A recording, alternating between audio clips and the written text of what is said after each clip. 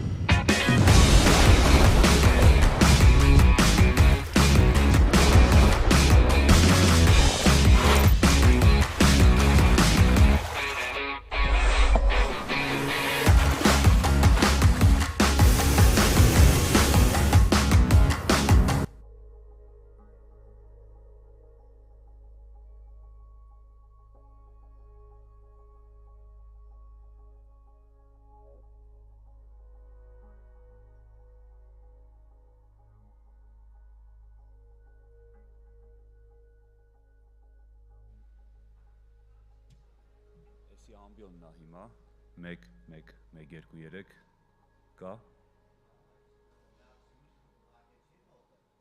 Ինչը Հա հա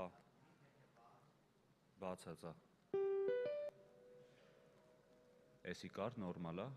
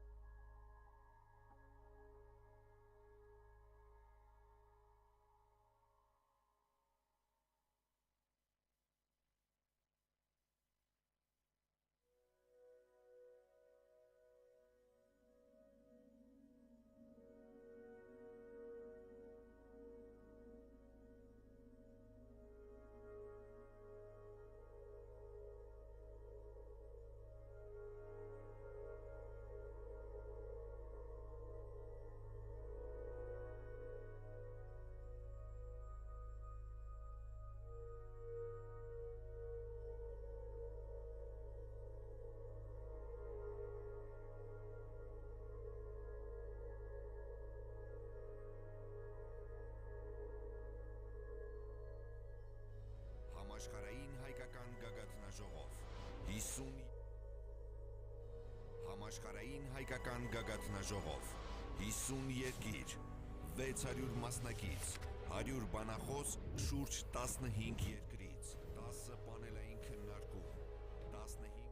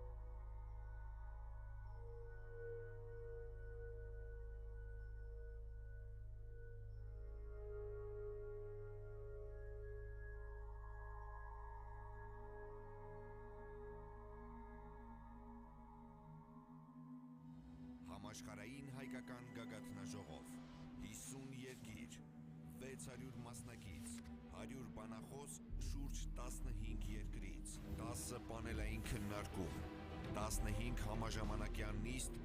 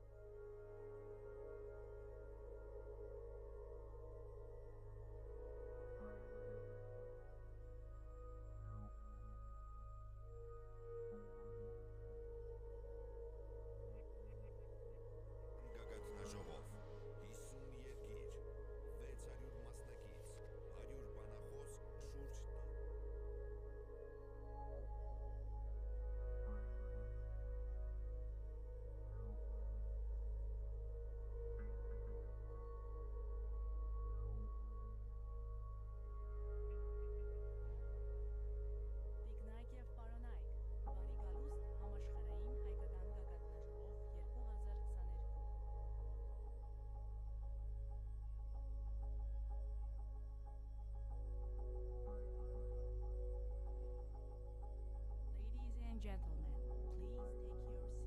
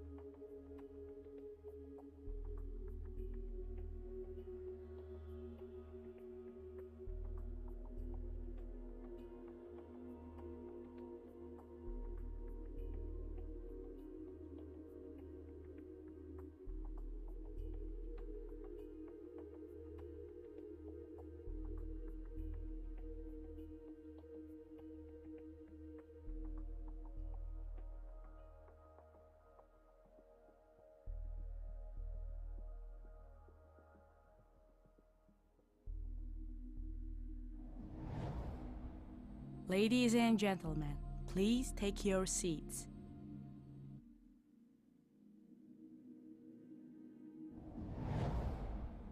Տիկնայք եւ պարոնայք, խնդրում ենք զբաղեցնել ձեր տեղերը։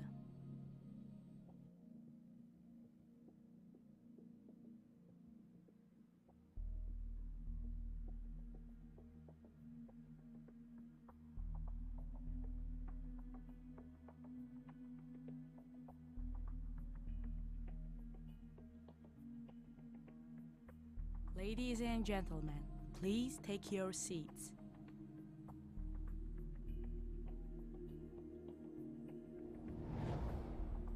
Տիկնայք եւ պարոնայք, խնդրում ենք զբաղեցնել ձեր տեղերը։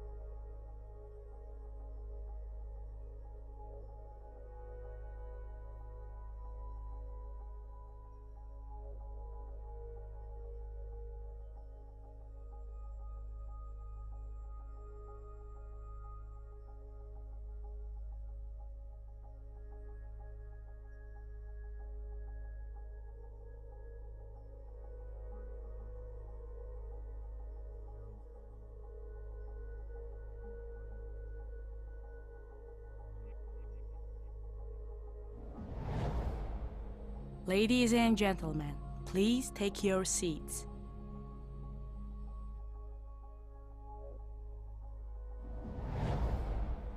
Տիկնայք եւ պարոնայք, խնդրում ենք զբաղեցնել ձեր տեղերը։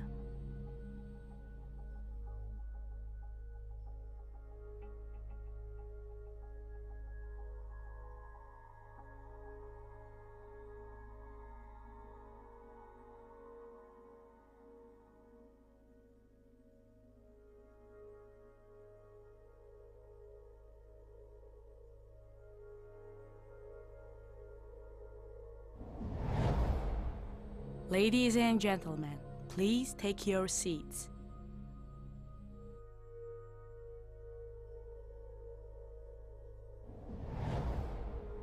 Տիկնայք եւ պարոնայք, խնդրում ենք զբաղեցնել ձեր տեղերը։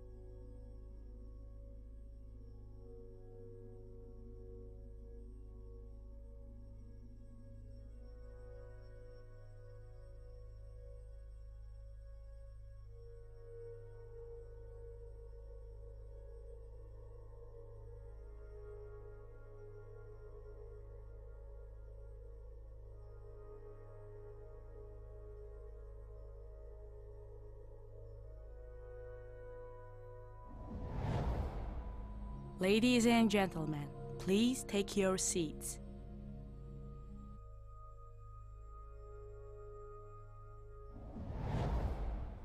Տիկնայք եւ պարոնայք, խնդրում ենք զբաղեցնել ձեր տեղերը։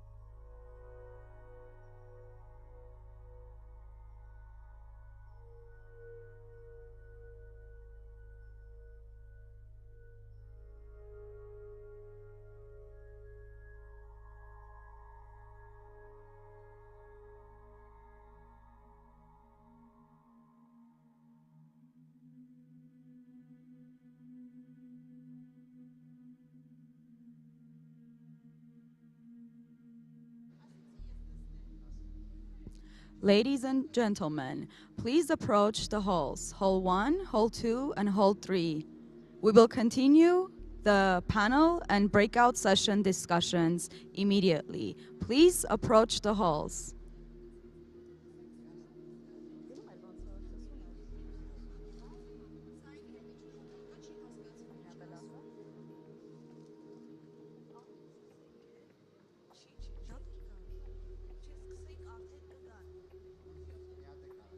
Ladies and gentlemen, please take your seats. Please choose Hall 1, Hall 2, or Hall 3. We will continue the panel discussions and breakout sessions. Please approach your hall.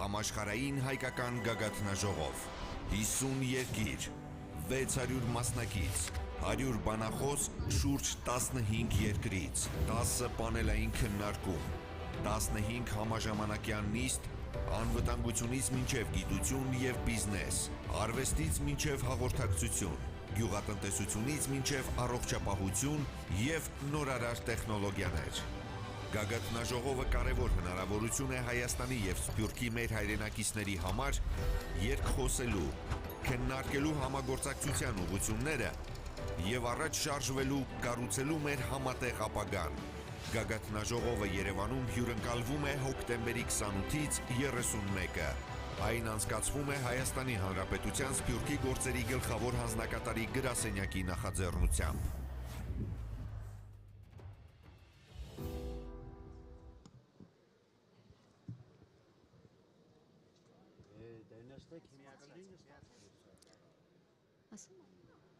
Հարգելի հյուրեր, խնդրում ենք զբաղեցնել ձեր տեղերը։ Մեկնարկում է քննարկում, ֆինանսավորելով եւ համակարգայնացնելով հայրենադարձությունը առկա մոդելները թեմայով։ Քննարկման համար բեմ ենք հրավիրում մոդերատոր Արինա Զոհրաբյանին,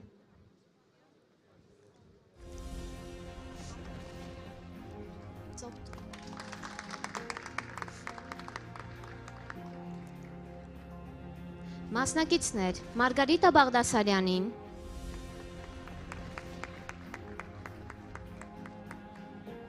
Patrick Elliotin,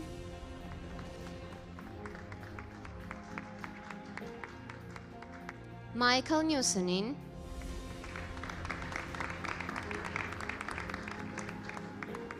եւ Վարդան Մարաշլյանին։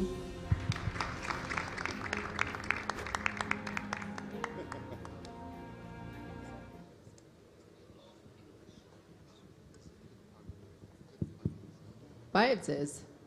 Hi, everyone. How are we? Who's from the diaspora? Ah.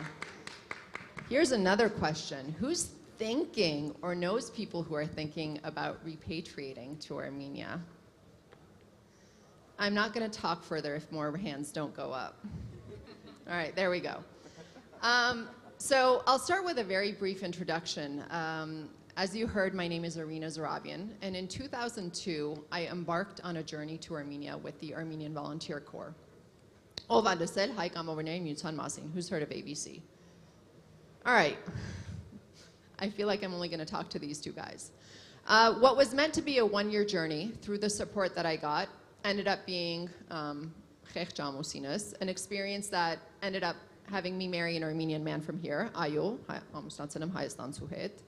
I have 3 children, and I've had an extremely successful, or what I think is successful, professional and personal career that ultimately resulted from the support I got through ABC.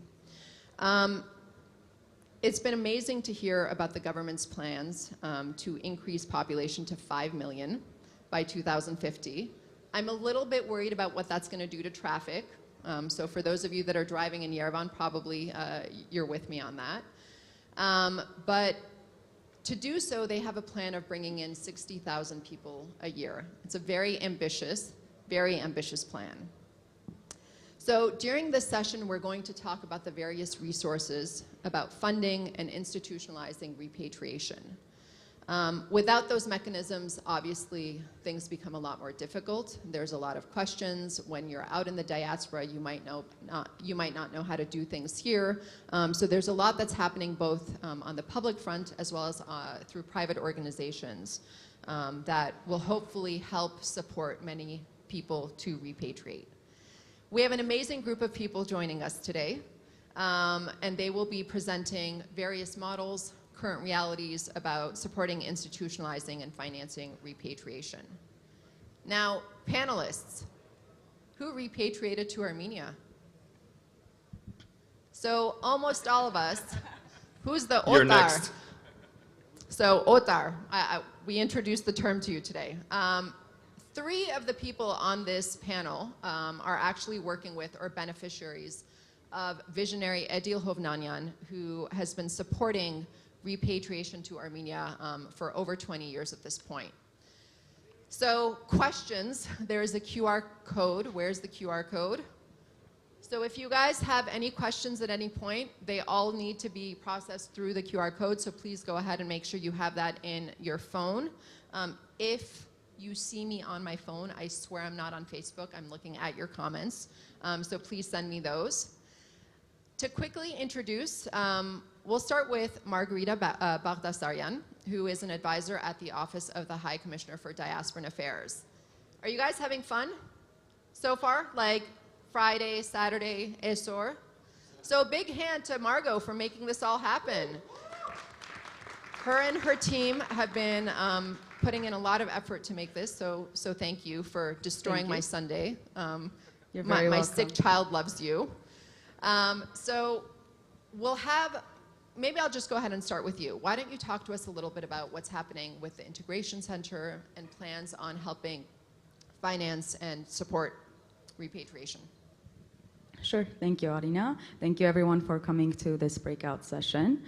As Arina mentioned, one of the things that the government is currently working on is setting up a repatriation and integration center. And what does that mean? What are the plans, and where are we at now with that center?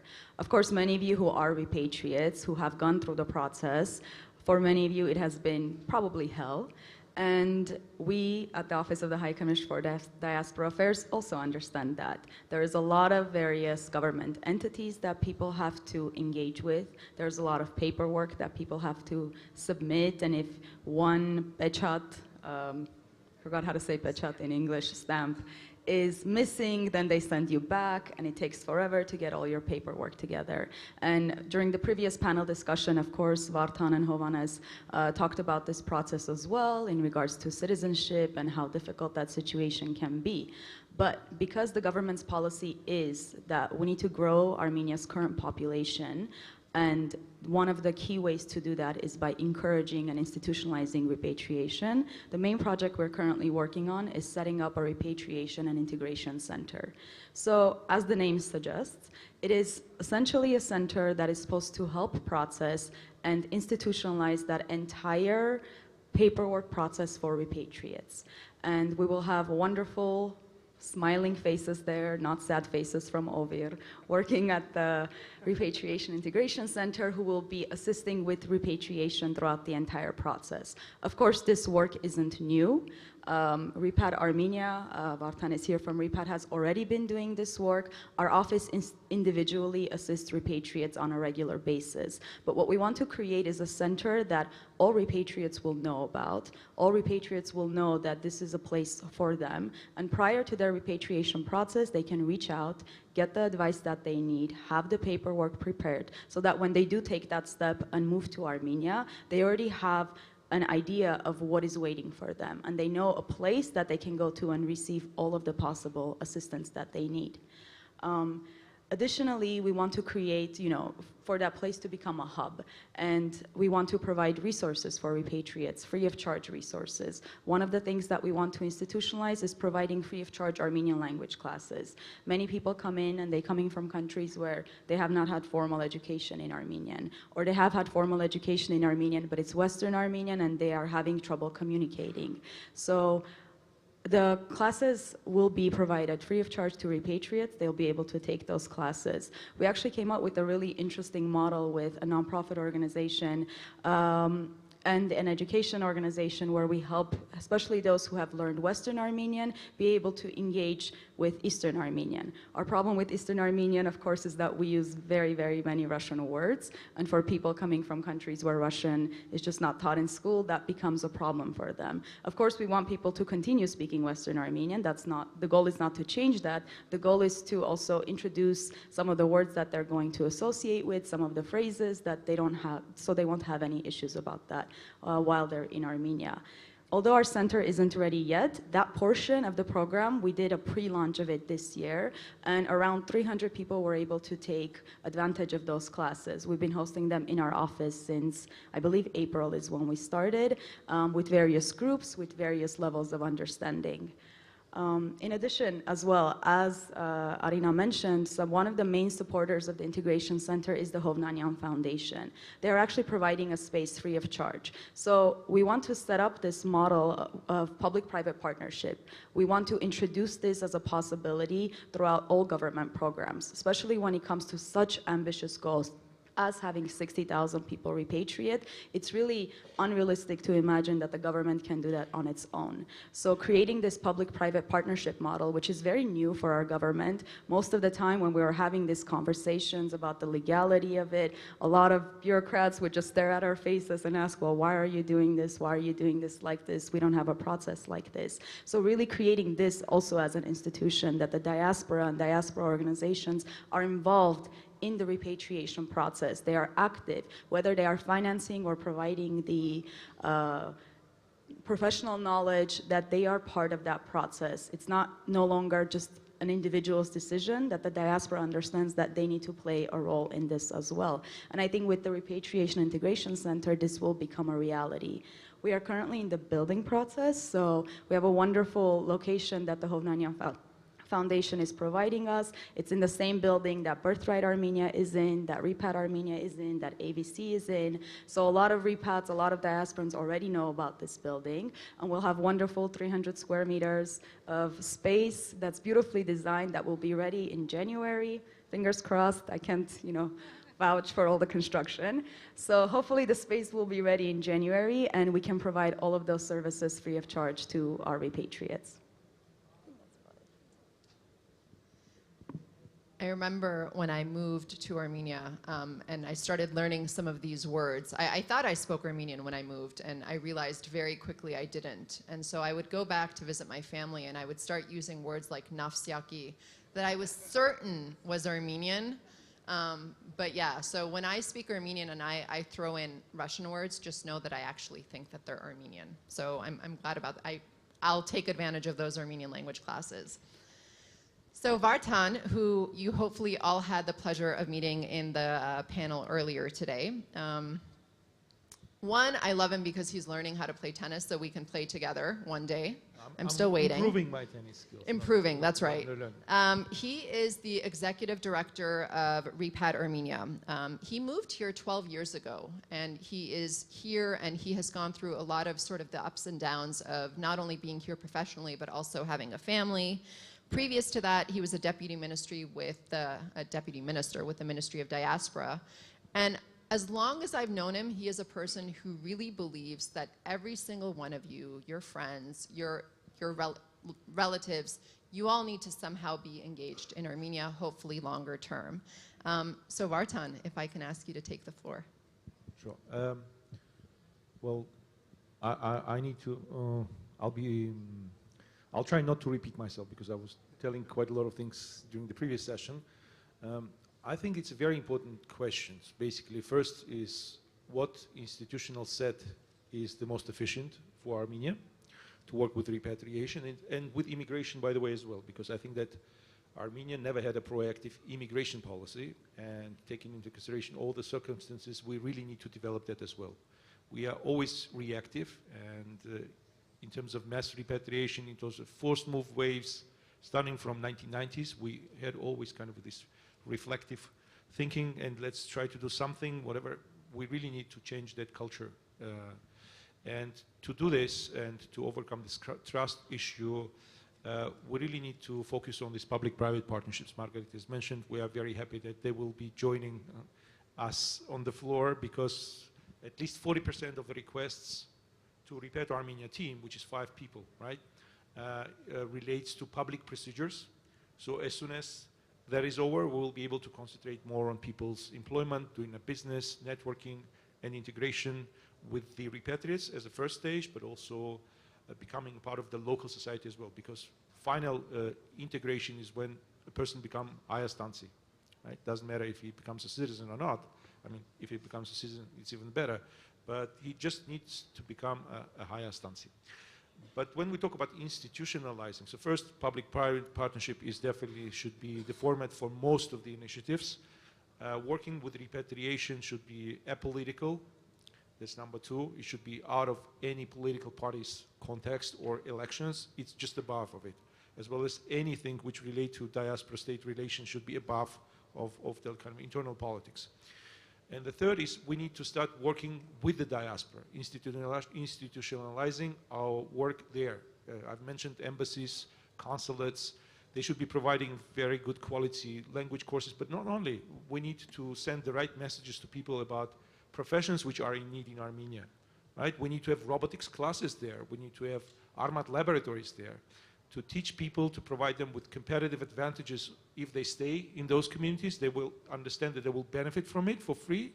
If they decide to move to Armenia, they will get the right profession, because quite often we have these challenges in terms of integration, which relates to their professional background, knowledge and skills, that it's impossible to do the same thing in Armenia, or even if it's possible, the salaries level is low, etc., etc. So that's what we also need to concentrate on. I've mentioned that one of the ideas would be, for example, that can be developed together by the diaspora and the state, is developing endowment fund for repatriation as an idea, which will be able to subsidize repatriation of specific groups to Armenia. If we're talking mass repatriation, it's very much about subsidy.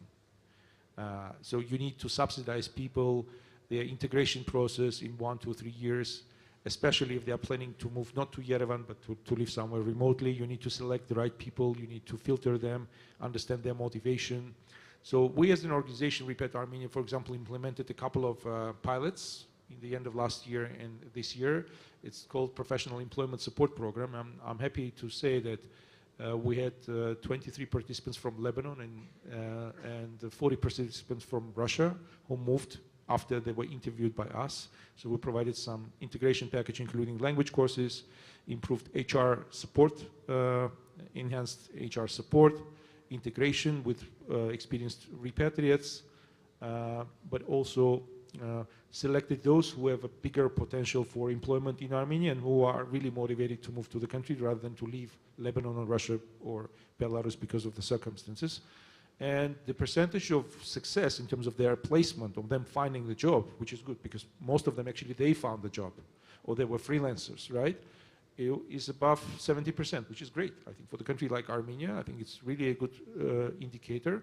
And in order to move forward, okay, we can do it with the help of the Hovnanian Foundation, who was supporting us for the last 3-4 years, and that they're the only donor. But if we talk about scaling up, I think the public-private partnership is the right format to do these things on a much bigger scale and to keep the efficiency and to attract more people. So that's what I would like to say at the moment. So the previous panel, they mentioned how important it was for people in the diaspora to know what they'll be doing when they move to Armenia, to have a job. And you know, there are definitely a finite number of jobs, finite number of professions that we will be able to bring in from professionals from the diaspora. I had the fortune of meeting our next speaker, Patrick Elliott, in the context of the summit. I loved him immediately because he describes himself as an outlaw and persuasion badass. So be careful if you ask him some interesting questions, he might come right back at you. But in today's world, he has taken the stance of, yes, it's great if there are opportunities that bring themselves up, but how about figuring things out on your own? So I'll ask him to talk a little bit about self-funding repatriation, some of the businesses and tax advantages available here in Armenia that many people don't know about, as well as the ease of setting up and doing business, which has actually significantly improved here in Armenia. Thank you. So first and foremost, as you can tell by my name, I'm only half Armenian. My credentials, if we're going to list them off, I'm born and raised in Canada. I've been living here for 1.5 years. I've had a baby here. I have 2 companies registered here, and I've hired 7 employees here. So I've been here, and Armenia is the 5th country that I live in. I moved here from Poland, where I spent the last 5 years. I met my wife. I'm sharing all this stuff with you because my general message in a nutshell ultimately is that one of the many problems that Armenia has, it's many problems, but one of them is a branding issue. There have been some really monumental institutional changes since 2018 in particular, but even beforehand, as we're slowly creeping in that direction. But I would say the last few years have really accelerated that, and in spite of global pandemic and a war, there have still been some really impressive changes. And so what I mean by the branding issue that Armenia has is that the first question that any diasporan will ask is, okay, but how will I make money there, right?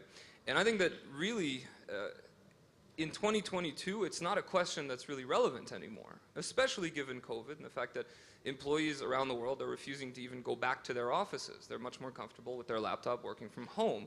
Jobs that were previously seen as it's absolutely necessary that you sit at a desk and have your coworkers and have your Friday afternoon meeting and your, I don't know, no pants Tuesday. I've never worked in an office. I don't know what people do there.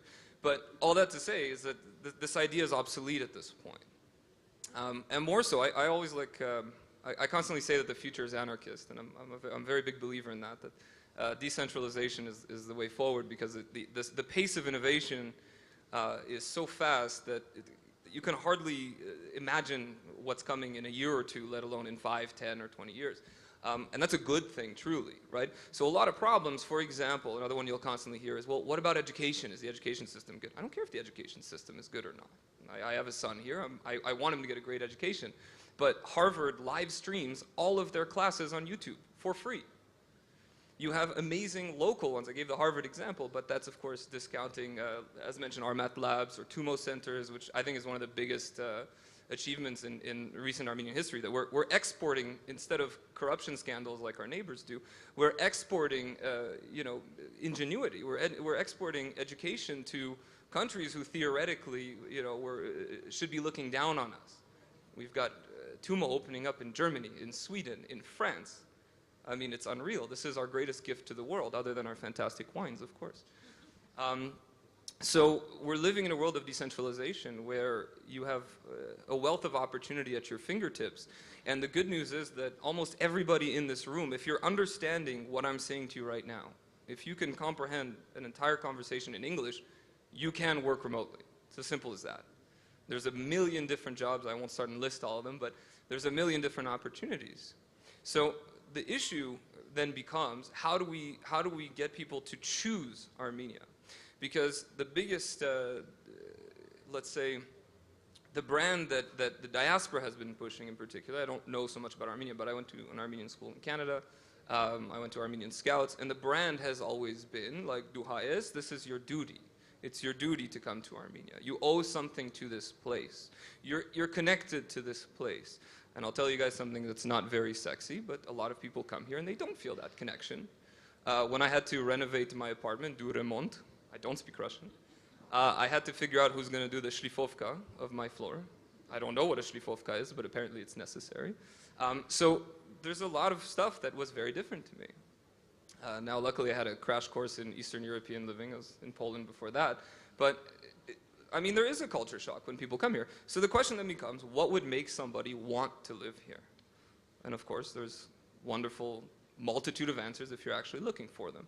For example, on an institutional level, right? Forget the cost of living, which despite the economic situation and inflation and the conversions, the currency conversions, Numbeo recently released their report. I think it was about a month and a half ago. And compared to New York City, so one of the largest American cities, you're getting 60 cents on the dollar for your life here in Yerevan. Okay, it could be better. It used to be 40 cents on the dollar just a year ago. But it's still relatively cheaper to live here than in North America. But forget all of that. Let's talk on an institutional level. For example, if you're to register as an individual entrepreneur, so if you just work from your laptop, as a contractor, under 241,000 US dollars, you're paying a 5% turnover tax. You can go register your company. I timed it. I had the timer. It took a total of 9 minutes. Now, of course, that was after waiting 15 minutes for the government employees to finish their morning coffee, despite the day starting at 9. It was 9:16 by the time I got there, but it doesn't matter. But once they started servicing, it took exactly 9 minutes for me to have the papers, and I'm ready to do business. If you want to register an LLC, we timed that one as well. It took less than 20 minutes. If you're really curious, it was exactly 16 minutes from start to finish. Articles of incorporation, LLC, all the documents I need to go open up a bank account, which I can do in USD and Euro and AMD, so I can get paid by my foreign clients and so on. If you're an IT company, it gets even more fun. There's 0% corporate income tax, so if you're making in the $350,000 range, you're paying zero tax. If you're hiring people here, which I encourage you to do so, because so far all my employees anyway have been amazing. A lot of them are locals. I hired an Uruguayan Armenian, which is always fun. I get to practice my Spanish. But there's no lack of talent here. You're paying 0% tax. If you have your employees, your payroll tax is down to 10% out of the usual 22%. Just FYI, in Europe, my company was paying 23%. So there's a lot of institutionalized advantages to doing business here, to setting up your company and working from here, because that's another, I would say, a final point I'd like to make, is that a lot of people understand when they think, well, moving to Armenia, it's like moving to Siberia. You know, it's like, oh, well, I have my family in Glendale, or like, oh, am I going to find Philadelphia cream cheese? Yes, you will. But the point is that you're not lacking anything here, and the good news is the world has never been more connected than it is now. It's you know, it's a 14-hour, like, if you really want to go through it, to get to Montreal, it's 14 hours of flying. It kind of sucks, but it's not the end of the world. I can be there within 48 hours, and if my family needs me, I can be there. And the fun part is, all the money I save living here, I can afford to fly over there as often as I would like to do so. So this is kind of the general gist of my message, is that I always like to say is that, you know, live locally, but think globally. You're not stuck in this, you know, 29,000 square meter box with 3 million inhabitants, and that's the maximum, you know, that's your market cap. If you can't find like a product you can sell to 3 million people, you're struggling. There's none of that stuff. In terms of what we can do better, though, on an institutional level, I would say that we should be studying I would say, are competing countries, and I don't mean in a negative way, because a lot of these countries have done a lot of great things, and this is the idea, is to take what works and discard what does not. So for example, something that the Georgians learned from Estonia is they have a deferred taxation system. So it makes it very exciting for startups, because you can reinvest money into the company, and as soon as you withdraw money, that's when you pay a corporate tax. So you can leave your money for 10 years, constantly keep reinvesting, and you can actually build something long term. I think that would be a good idea for Armenia. Another thing that should be done at an institutional level, Armenia does not have a double taxation treaty with the United States. So considering we have 1.5 million strong diaspora over there, if you want people to keep their businesses but come and live in Armenia or spend more time in Armenia, you have to be able to ensure that they don't have to pay taxes twice. That would be a very simple problem to solve, and it's absolutely necessary. We do have very good double tax treaties with about 42 different countries, but the United States is not one of them. So on an institutional level, I would say that's something that should be prioritized, because I'm an 80-20 person, right? Is that 20% of your efforts will give you 80% of results. Like, you have a center with 1.5 million people. If you can attract just 10% of people back, that's excellent. So make it easy for them to come here. So there's quite a few things that we can discuss. I'm sure you might have some questions. But all this to say that I like to view this as a foreigner. I don't look like a local. I don't sound like a local. My name is not local. My wife is foreign. The doctors were shocked at how blonde my son was. They've never seen anything like that in a hospital. You know, compared to the hairy Armenian babies, they're like, "What is this? Is a potato?" Anyway. But all this to say that, you know, I like to look at Armenia from the lens of a foreigner and compare it to the other countries I've lived in. And objectively speaking, this is a great place to live. I'm not here out of duty. I'm not here out of patriotism. I'm not a big believer in Hayren Aseruchun. I'm here because I want to be here. And I think that ultimately this is a more sustainable approach, is to come here, take a look at what it's like to live here, the amazing people that you'll get to meet. I'll finish on two small, quick stories, and then we'll go to the next speaker. I'm sorry if I'm hogging too much time here, but two quick things that really bring me like faith in this country. I was at a bar with a friend of mine, and it was a basement bar, so it was about 30 people there. And my friend is from New York City, he's also a repat here, and he says, "Look around this room." He says, "You have no less than 7 CEOs or startup founders in a room of 30 people. What other country on earth will you see this kind of concentration of talent, where it's so easy to network, have an idea, build something? It doesn't exist anywhere else." And that's one of our huge, huge strengths that we need to promote and push forward. And the second story I'll tell you is thanks to a lot of these institutional changes, you're seeing the emergence of an actual middle class in Armenia. Despite the hard times, despite inflation and all that, I met a repat from Beirut who came after the explosion. And I met her not long after the blast. And she told me she loves animals. Her dream is to work with animals. That's all. She says she's always wanted to do that. So she started like a pet care company, you know, dog walker, grooming, and so on. So I was asked to babysit a street puppy back when my wife was pregnant. A great puppy, 3 months old, but God, he destroyed everything. So we asked her, "Can you take him for walks?" And you know what she replied? She said, "Patrick John, I'm so busy, I don't have time anymore, and I had to hire someone else to walk dogs for me." So if you can come here and for the first time have these odd jobs that become a career, that she's actually building a business. She's got an employee, she's busy full time, and she's doing what she loves, which is to walk dogs. This was stuff that was unheard of just a few years ago. You have a genuine middle class, you have a real change here, and there's this electricity in the air when you're in Armenia. Again, despite all the hardships, I'm not downplaying our current geopolitical situation, but there's a lot of really good reasons to be here, and I'd like to be a part of that.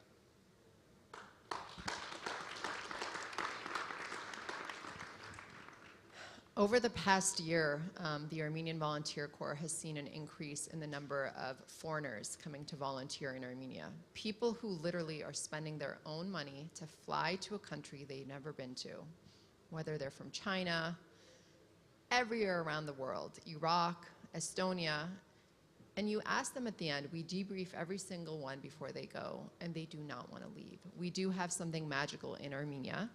And living here and being here is definitely a dream for many. So our only non-Armenian speaker, Michael Newsom, is a senior specialist for labor mobility and social inclusion for the International Organization for Migration. So Michael, John, hopefully you know John and what that means by now. Talk to us about the programs and models that you think would benefit Armenia and its ambitious efforts to attract such a large number of diasporans annually. Yeah, that's, yeah. Thanks, that's a good question. Before, I mean, I really do want to engage with what the other people have been saying as well, because I do want to build on some of that and note that, indeed, with the growth of remote work, we've seen a lot of returnees taking that on, not just in our... Close, it's really close already. That's better, yeah? Okay. So even prior to the pandemic, we saw in Western Balkans people leaving their jobs in, say, France or the UK and coming back and working remotely. This is something that IOM is working more on recently as well. We've got a partnership with Upwork, which is the largest, one of the largest freelancing websites, platforms in the world, where we're linking displaced Ukrainians with job opportunities, usually working with Ukrainian diaspora as well to get them opportunities on that platform. More recently, we're working with a company in Toronto because more and more things can be outsourced. More and more services can be outsourced. And this company called High Percy, I believe, outsources cashier jobs. So you go to a restaurant and you touch a screen and someone greets you, but that person is not in Toronto, that person is in Paraguay, or that person is in Bolivia. And we're, again, trying to work with them to hire Ukrainians who can actually take on this possibility as well, people who have been displaced by the war. So there are a growing number of opportunities for remote work. Usually we think of it as IT work, but increasingly service work that doesn't require huge amounts of skills can be done. So these are opportunities for countries that have trouble with internal economic growth to benefit from this. And we see it with a number of returnees in a number of countries. And building on the issues of language classes and public-private partnerships, we're also working with Coursera to deliver language classes to migrants going to Korea, to give them initial Korean language classes. And something, again, could be thought of working with Coursera or with Duolingo or whoever to deliver online Armenian classes to people who want to return as well. But that's not what I'm supposed to talk about. But it's a testament to how interesting all the discussions have been thus far that I went there. Initially, I was going to speak about the challenges with centralizing return policies and return and reintegration systems. But now understanding that you want to attract 60,000 people a year, maybe I've got a different opinion. But I think in the first session, what we heard was two things that I firmly agree with, and we've seen in every country that we work. The main problems are institutional and communications, and especially communications.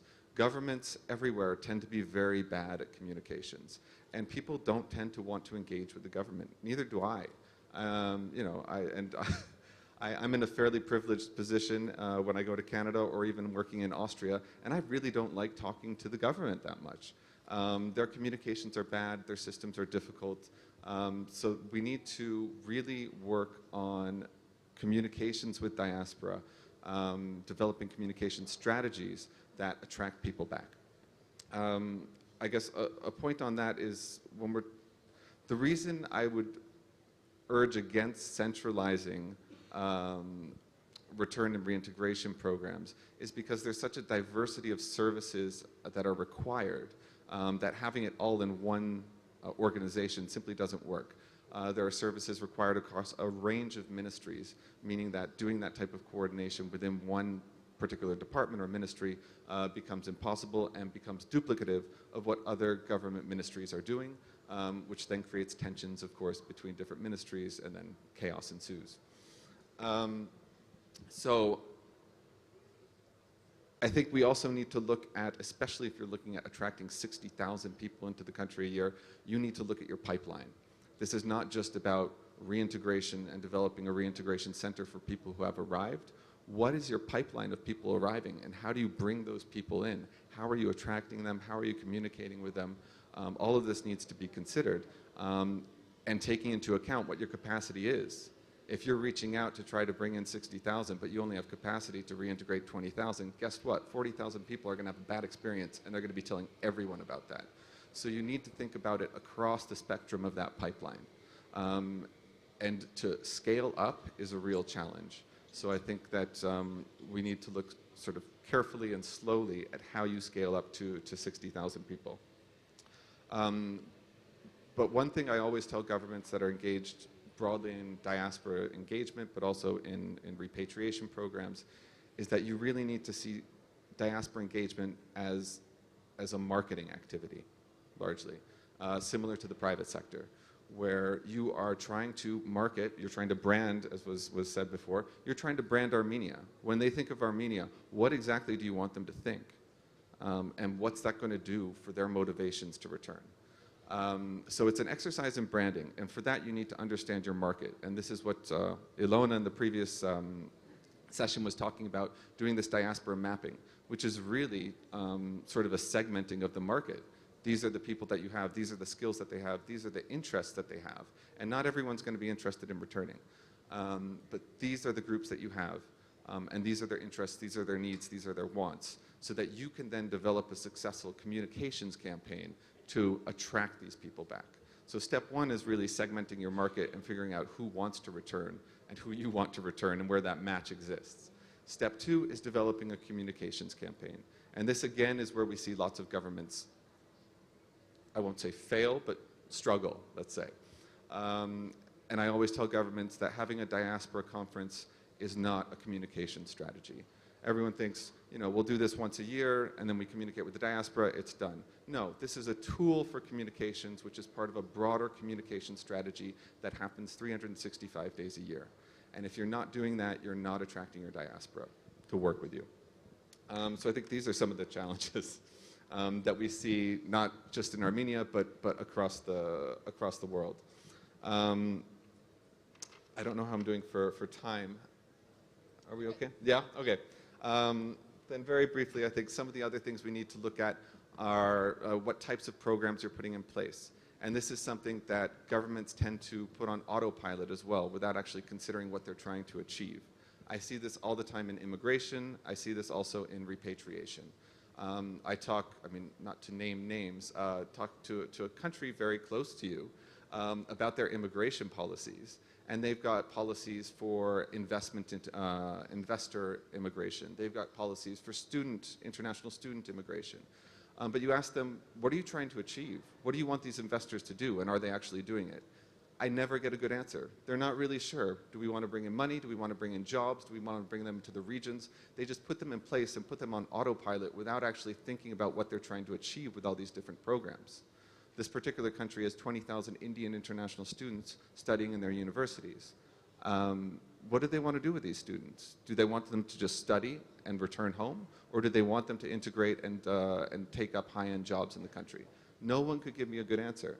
But without a good answer, you're really sort of failing on a policy level in what you can do with immigration. And the same is true with repatriation. So not everyone is going to want to repatriate. But as was mentioned, I think, in the previous session as well, you'll have a lot of people who want to come back and test the waters temporarily. And that's fine. And you need to have programs in place to allow people to do that. And you need to understand how you can develop programs that then shift people from less meaningful engagement further down the spectrum to more meaningful engagement. And this is a process. It's a process that you need to invest in as well. And I'll just give an example from my time working in Mauritius. Another great place for business, by the way. Better here. Armenia. In Mauritius, I met someone who actually did return and started working in his family business there. And he got the job offer while he was on vacation in Mauritius. And I asked him, had you gone back to Canada and your uncle had called you up and said, do you want to work for me in Mauritius, would you have accepted it? The answer was no. He only said yes because he was in Mauritius and he felt that sort of intangible belonging to Mauritius while he was there. So there are moments that you can connect to people. There are really clear moments where you're able to connect to your diaspora better and have a higher likelihood that they will return and they will remain. And you need to take advantage of those moments. And after having that discussion, we worked with the Mauritian government to make sure that they have better programs in place. Mauritius is a beautiful place. Lots of people come on vacation, and lots of diaspora come back for a nice tropical holiday. And the government was doing absolutely nothing about reaching out to them while they were back in Mauritius. And it's a small island. Everyone comes through the airport. All you need to do is see someone coming with a Mauritian passport who lives abroad and give them a slip of paper saying, welcome home, here's some information for you, and here's where you can go to get more information about living in Mauritius. It's so simple. And that's what they did, and it made a huge difference. So there are small things that can be done, and sort of small, low-hanging fruit that can be achieved as well through proper communications channels. Let me I'm quickly conscious of the interrupt time. you Yeah, with yeah, that. yeah, I'll stop I there. actually want maybe Margarita to jump in and talk a little bit about the efforts. I think the High Commissioner's Office is doing a great job of foreseeing the necessary communication through the integration center so that we're not going to have 40,000 people come and have a negative experience. So talk to us a little bit about that. Of course. I think you made some really great points in regards to about communication, as well as having the institutional capacity to be able to process people, the importance of knowing who your target audience is. I think one of, when I moved here 3 years ago and began working with the High Commissioner's Office, I was kind of personally shocked that there was no government-related website that actually provided understandable, easy to read information about what it means to move to Armenia, what paperwork you need. It was, you know, according to the law on this and the subsection of this, that law, you can get this paperwork in this office. So, exactly. So one of the things that we tried to do, and we worked with our partners as well in Repat Armenia, is actually create understandable human language in Armenian, in Russian, in English, in French, in Spanish, all of the information that you would need when thinking about moving to Armenia or when you have already moved to Armenia. A lot of you received the bags today, and you should have a repatriation guide inside of that bag. That's something that Repat Armenia and our office collaborated on, and we've been publishing since last year. Making that information available online, of course, having a website that's readable for people, having a website with resources, having social media channels that are actually active, that are constantly highlighting Repat stories and stories from various different individuals, whether it's a family that moved with their 5 children, like we have Zepur, who is currently speaking on the other panel, who moved here with her 4 boys from Australia, right 2 days before the war. Or whether it's a young girl from Germany who is doing Birthright, and making these stories accessible to people, promoting it on social media, actually putting money into promoting things on social media. Our media team is probably the only government entity that has an actual media team, not just a hostnak, like a speaker for, you know, a lot of the government entities literally have one person doing communications. It's not a team. So for our office, developing this team that has social media channels, website, phone, our website, diasporagov.am, which is available when you scan the QR code behind your badges. That website is available in 3 languages. There's a live chat there, and we have people sitting in our office answering people's questions. Most of them is about how to get a driver's license in Armenia. But still, even though that's not our responsibility, our office is sitting there and answering people's questions. And it's very important to build the capacity within us and within other government institutions that actually provide people information in the language that is accessible to them. And that's been one of the key strategies for our office in the last 3 years, is making sure everything is available, not only in Armenian in a difficult, hard to read language, but in Western Armenian. There's no government entity that publishes anything in Western Armenian. And we've really been working on making sure that our resources are also available for everybody else. Touching upon the point about knowing who your audience is, that's very key. And so far, in most government entities, nothing is digitized. So it becomes a real problem when we want to think about, okay, how many people moved to Armenia last year? What about the previous year? What about in 2013? And you constantly come across papers and pen. You don't come across a nice developed digitized system. So there's a big project going on right now, and has been for about 2 years, in actually digitizing all of the different government processes. And one of the things that our office is doing, we're actually doing we're doing a diaspora mapping program right now. It's been going for 2 years, and we are developing an actual digitized library of who's who in the diaspora. What kind of professional capacity do we have? If we are lacking some kind of professional capacity in Armenia, who is our target audience? How do we find those people? And once the diaspora mapping program is ready, that will be our key resource in being able to understand who's who and how do we attract those people.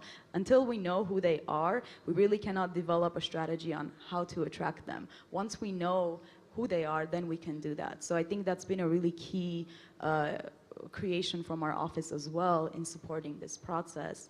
And just a little bit in regards to again, institutions. In the last couple of months, we saw a huge influx of migrants coming from Russia, some refugees coming from Ukraine, and the government processes for receiving, residence permits, citizenship paperwork, the lines in those offices were insane because those people were not ready to be able to process that many people. And I think this last 6 months has been a real learning experience for Armenia as well. We've never had to experience this many people willingly coming to Armenia and coming at such a short period of time. And this should be a learning experience for the Armenian government, for the various entities involved in being able to build that capacity within those institutions. About a week ago, I interviewed a woman from Turkey who was interested in volunteering with ABC. And for the first 18 years of her life, she thought she was Turkish, never knew that she had any Armenian roots. And through some very interesting fate-changing experiences, learned that she was in fact Armenian and that her family, who also did not know that they were Armenian, was Armenian. Long story short, it was a really, really moving story. She learned Armenian, has now moved here, or is trying to move here, is using ABC as a conduit to sort of find a transitional experience, and started sending me a million messages. How do I apply for citizenship? How do I do this? How do I do that? My response, literally replied to that email with a link to Repat Armenia's website, where all of that information has been centralized and is available in a multiple number of languages. So I think Armenia is doing a great job in terms of setting up some of those processes and institutions. So we have a few questions from the audience. I'm going to go ahead and read the first one, and then we'll see who's daring enough to answer. A significant part of the compatriots from Syria didn't stay in Armenia and instead moved to Europe, the US, and other countries. What do you think was the main reason for their departure from Armenia? I wasn't here yet at that time, and I think I was maybe just finishing high school when the Syrian war was happening. But I think that's also one of the main failures, is that people actually came here. Many of them had that identity and that connection with being Armenian, but they had difficulty and they decided to leave. I think the primary reason that a lot of people did not stay was because of jobs, was a lack of jobs and a lack of the professional capacity. But I think the good thing that happened in that regard is a lot of industries that basically did not exist in Armenia at that time were actually set up by Syrian Armenians. So I think post 2012 and in the last, how many years has it been? 20 years almost. We've seen this really great growth in Armenia in the restaurant industry, in the food sector. And if you look into it, the service sector, most of those restaurants were set up by Syrian Armenians. It created this culture of food in Armenia that did not exist before. So yes, it is really heartbreaking that a lot of Syrian Armenians did not stay in Armenia, that they went to other countries, that but those that did stay actually created the foundation for other people to return. And we see now Russians moving to Armenia and working in the service sector, and that's a direct result from those Syrian Armenians who actually chose to stay in Armenia. Go ahead, Vartan. When we established the Repat Armenia in 2012, which actually coincided with this influx of Syrian Armenians, and though we initially were planning to deal only with people who are moving to Armenia on a voluntary basis, and they're getting prepared to this, but we decided we definitely need to try to help Syrian Armenians as well. Economic reasons are part of the problem. I will mention also some other issues which is important to understand. And by the way, because the government with the delays, but introduced and developed some support programs. We've managed to achieve more than 50% stay rate. Approximately 50% stay rate from the Syria, while if we talk about Iraqi Armenians from 2004 to 2007, I think 20% stayed. If we talk about Armenians from Baku, Sumgait in the beginning of 90s, again, the percentage is around 20-25. In general, when you talk about forced move waves, it's much more difficult to manage because there is less sustainability, much more difficulties. And here are several issues which I would like to mention related to Syrian Armenians. First, there was no consensus in Armenia and the diaspora about their destiny. So there was no consensus about whether diaspora in Armenia wants them to stay in Armenia, right? I even can say an interesting thing. There was a diasporan program to promote their move to Canada, but there was no diasporan programs related to their integration in Armenia. That's number one. The second is a lack of pre-repatriation opportunities and experiences with Armenia. So the community, especially from, even there was a difference between Damascus and Aleppo or other regions, but because they didn't really have an experience of studying here or going through volunteering internship programs, very little, the integration, which was much more problematic, and the subjective emotional elements of their perceptions, prejudices were quite high. To overcome those prejudices with the trauma of living Syria with little resources, with a lot of losses, is a very difficult thing. And here where really diaspora and Armenia should have worked much more effectively and put more resources on this. So it wasn't done properly, to be frank, but still we had some good programs developed, and that's the second reason. The third is their economic model was completely different. And their adaptation was supposed to take time. And the government should have spent more resources on understanding that they really need support before they understand that their model should be different. Instead of just helping them to develop businesses the way they really did this in Aleppo or other places. And we had a lot of negative experience just based on that. Right, so I would mention only those three. But as Margaret has mentioned, their influx, the impact on Armenia's development, so the number wasn't very big, was really strong. And in terms of hearing Western Armenian, understanding the differences, appreciating the differences which we have, diversity, I think especially in Yerevan, much less in the regions, I can definitely state that the integration environment and perception of diasporans or repatriates now and 10, 12 years ago is completely different. There's a huge difference in a positive way. I just want to touch up on one thing as a total non-expert. There's another element that I think is not discussed enough. This is kind of the tragedy of this, is that the situation was, they were kind of before their time, the Syrians, because I'm seeing a very different attitude with the Beirutsis who came after the blast. I don't know the percentages, I'm sure Vartan would know much more, but the ones that I interact with are pretty much convinced that they're here to stay, and they've already set up businesses and so on. But there's also external factors, and this is kind of ties into my overall point, that any kind of institution that we have here would not be able to deal with anyways. And the example from the Canadian perspective, because I have family members from Aleppo who took advantage of this, is that the Canadian government, in their infinite wisdom, just declared that having a Syrian passport allows you to declare refugee status in Canada, blanket.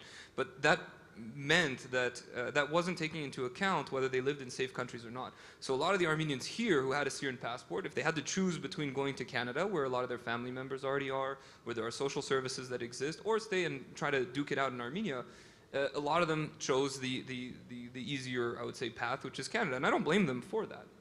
But again, these are things that we can't, you're not going to compete with the European Union offering an apartment in Berlin and 800 euros a month stipend for Syrian refugees. So this is something that the Diaspora Commissioner's Office asked me 2 years ago. They said, what are some, how can we incentivize, diasporans to come here? How do we kind of brand the country? What kind of services can we offer? What kind of incentives? And I said, you're looking at it from you're going in the wrong direction. We're not France. We can't roll out the red carpet and give all the free stuff that you can imagine. So if you can't compete in terms of giving people stuff, go the opposite direction. Make it as easy as, I should be able to sneeze and get an Armenian passport. It should be that simple. I should not have to deal with Ovid and multiple offices, especially in a country that is being depopulated. You throw the freaking kitchen sink. So this idea of they just announced it, Citizenship by investment, it's receiving a lot of criticism. I think it's a good idea. I think we need more good ideas. We need to keep doing whatever we can and make it as easy as freaking possible to come to Armenia, to settle in Armenia, to set up a business in Armenia. And this is the way, you know, this is the advantage that the Armenian community has, is you're not talking wave after wave after wave of mostly uneducated and destitute people. You're talking about highly educated diasporas, highly successful diasporans. You're talking about, again, for the most part, you're talking about business savvy diasporans, whether that's in France, Russia, the US, Syria, Lebanon. Argentina is another really good one. I mean, again, 80-20 rule, right?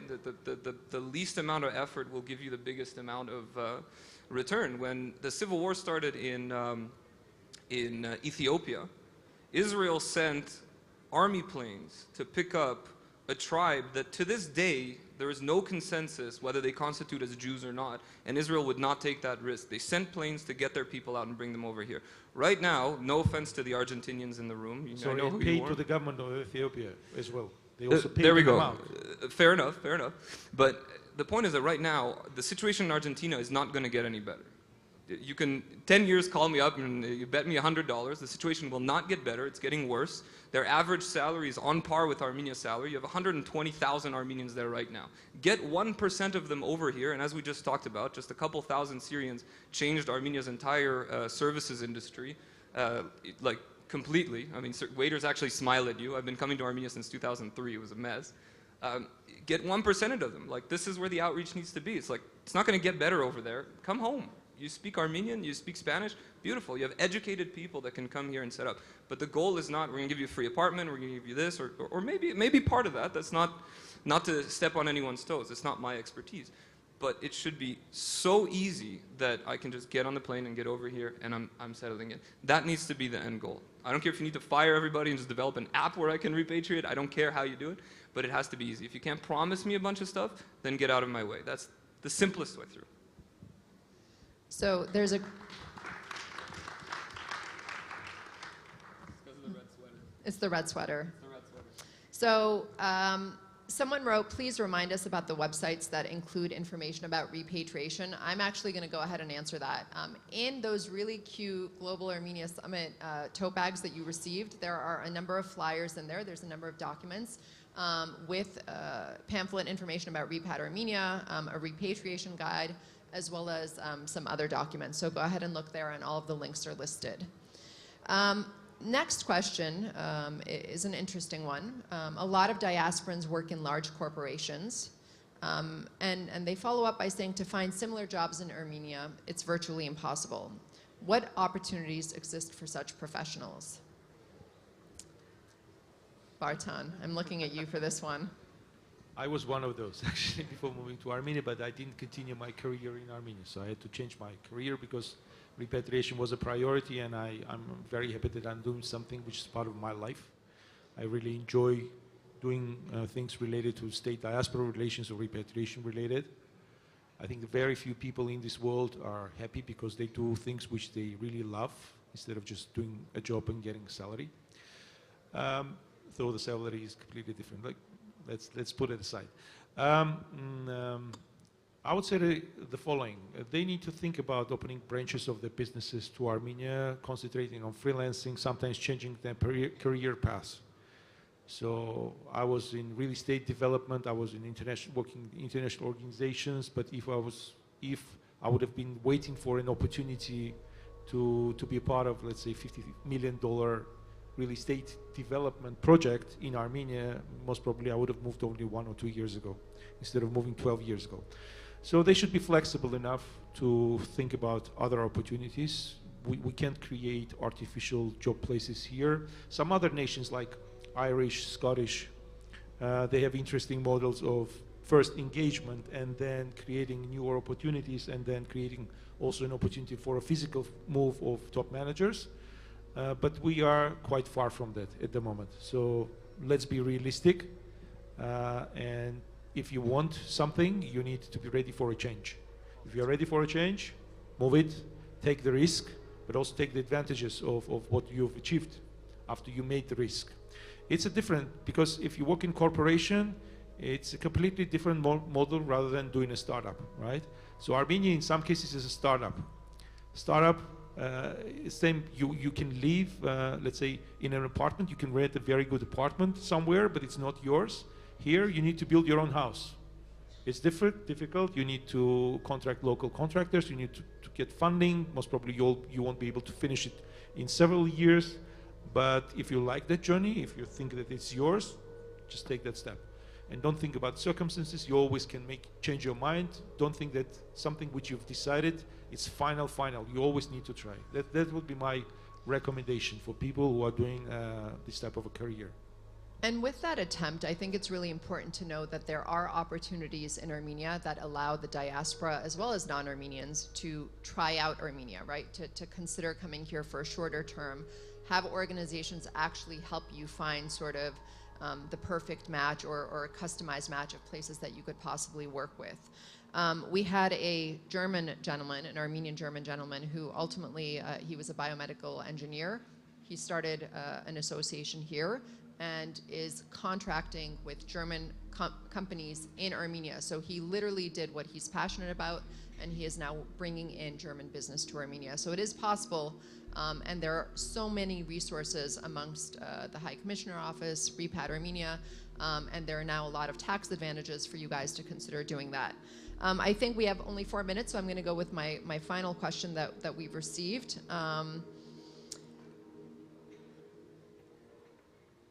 What do you think needs to take place, and in what sector, for diasporan Armenians to consider Armenia a viable place to live rather than a tourist attraction? One specific sector? And in what sector/sectors? So I'll maybe again take a stab at that. For me, the biggest reason to, so many things that I see amongst people who want to repatriate is education, especially those who have families. I grew up outside of Boston in Lexington, Massachusetts, went to one of the best public schools in the country, and I am going to be hopefully not too contested of a comment. I'm really pleased with the education that my children are receiving. They initially started out with public schools and they went to private schools. There are opportunities, and there is a lot of work being done.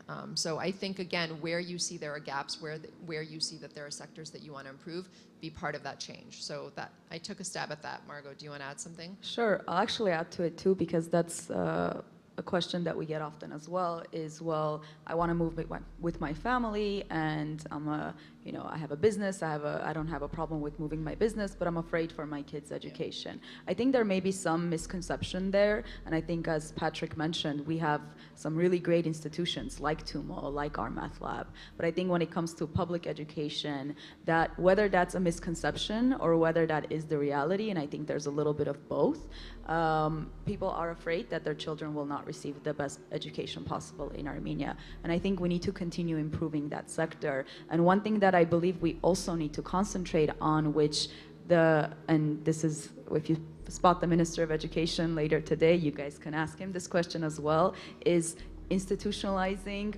Western Armenian teaching in Armenia's public schools. It is really important, and not only because we have a problem with keeping Western Armenian alive, but also because the countries where most likely people are going to be moving to Armenia from, such as Lebanon, such as Syria, these kids have an issue with learning these subjects in Armenian. So making sure, in Eastern Armenian, sorry. So making sure that Western Armenian is available in schools, making sure that teachers are also able to communicate with students is going to be a big game changer, I think. So I would concentrate on that personally, but I don't work in education, so I can't. Any other comments? Maybe one last comment, Bartan? Michael? I think, beyond education, which is an obvious one, it's something that everyone brings up who has children, that they want to make sure that their children have opportunities for good education. One thing is trying to dispel this notion that when you return, you cut off the other part of your life. Some of the most successful businesses of returnees that we've seen are people who use their business networks and their professional networks to act as markets for the businesses that they set up when they come home. And you've seen this in the software industry in India. You've seen this in the semiconductor industry in Taiwan. You see this all over the place, where it's diaspora who are returning and then using their business networks to create and expand export markets for their businesses. So I think we need to dispel this notion that for diaspora to think that they're coming back to Armenia and they're cutting off the rest of their life and they're going to live and work in Armenia. They need to see themselves as transnational and look at the opportunities that they can create for themselves in Armenia by using their international professional networks. And I think that's something that a lot of countries could benefit from doing better. Well, thank you everyone for joining us. Vartanjan, do you want to say one final thing? If possible. First of all, I would like to say that I'm really pleased that we have an international expert on our panel. I would have dreamed of all sections having international expert because it gives both in terms of trust, in terms of thinking slightly differently out of the box. It really helps to understand and to compare and to learn from others. I think it's a very important exercise which we as a nation need to go through. As far as the content is concerned, everything which helps people to feel that they are not just an ID number really works well. Not just an ID number because there's a special approach, even if the country doesn't spend a lot of resources, but this special approach that you are different, you are important to me, I'm ready to help you with integration courses, with a language course. So here are the professions which most probably will be very important for Armenia during the next 5 years, and here are the courses, fast-track courses where you can learn those professions, and I provide it to you for free because I hope that you will come to Armenia. If you don't come to Armenia, in any case, it's your competitive advantage. This is one of the privileges of being Armenian. These type of things can really very strongly help to build that trust, to build that emotion that, you know, I'm different. I'm a big fish in a small lake rather than being just one of 10,000 of professionals in the same field in New York or wherever. This is something which should be really developed by the state and by the private institutions which are in a pre-repatriation but also repatriation related projects now during the next 1 or 2 years. I don't think that we have much more time for this, to be frank. Okay, so yeah, very pleased to be a part of this panel, and yeah, thank you. So thank you, everyone. The scariest part is figuring out when and how to move, but you now have special connections with all of us. So I'm hoping to see many of your faces, although I will forget them because of the blinding light above me. You know, Call her anytime. Call me anytime. Patrick too. Remember, he's the badass. So we look forward to connecting with you guys outside and hope you a good time in the rest of your time here in Armenia. Շնորհակալություն.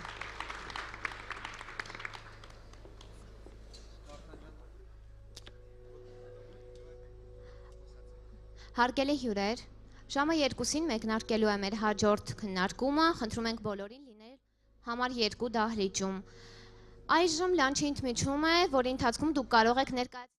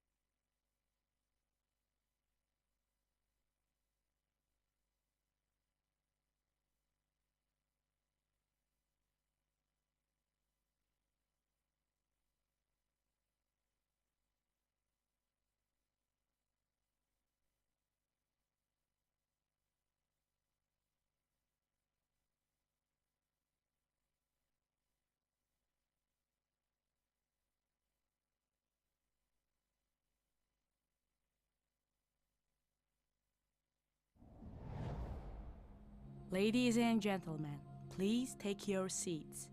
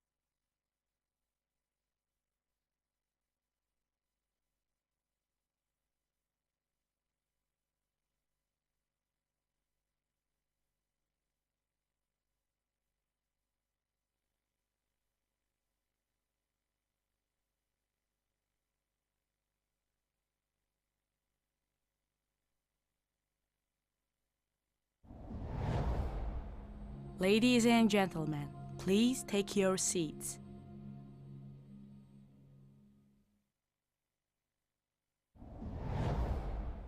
Տիկնայք եւ պարոնայք, խնդրում ենք զբաղեցնել ձեր տեղերը։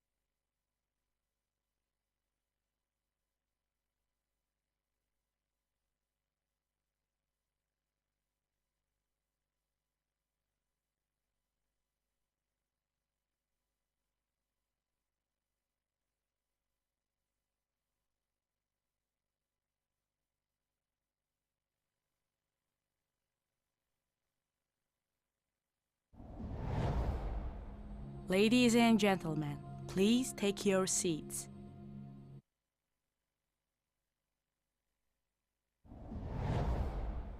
Տիկնայք եւ պարոնայք, խնդրում ենք զբաղեցնել ձեր տեղերը։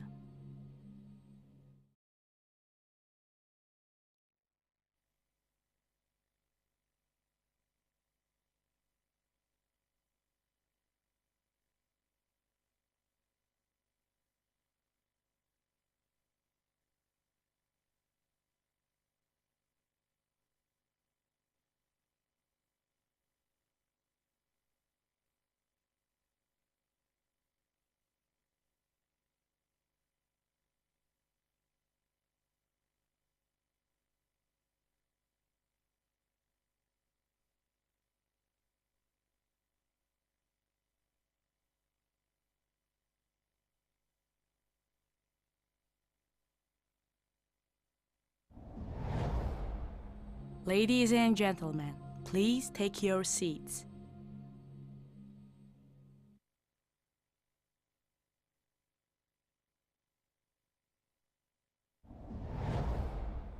Տիկնայք եւ պարոնայք, խնդրում ենք զբաղեցնել ձեր տեղերը։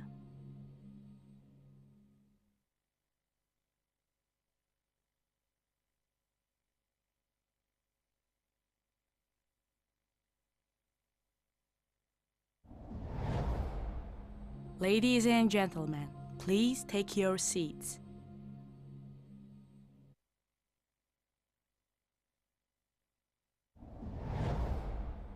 Տիկնայք եւ պարոնայք, խնդրում ենք զբաղեցնել ձեր տեղերը։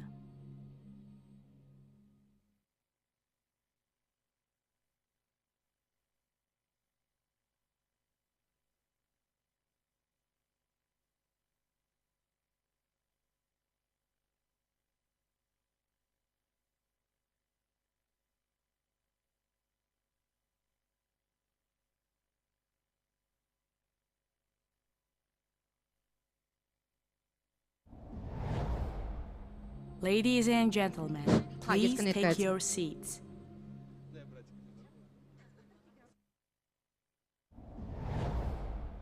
Տիկնայք եւ պարոնայք, խնդրում ենք զբաղեցնել ձեր տեղերը։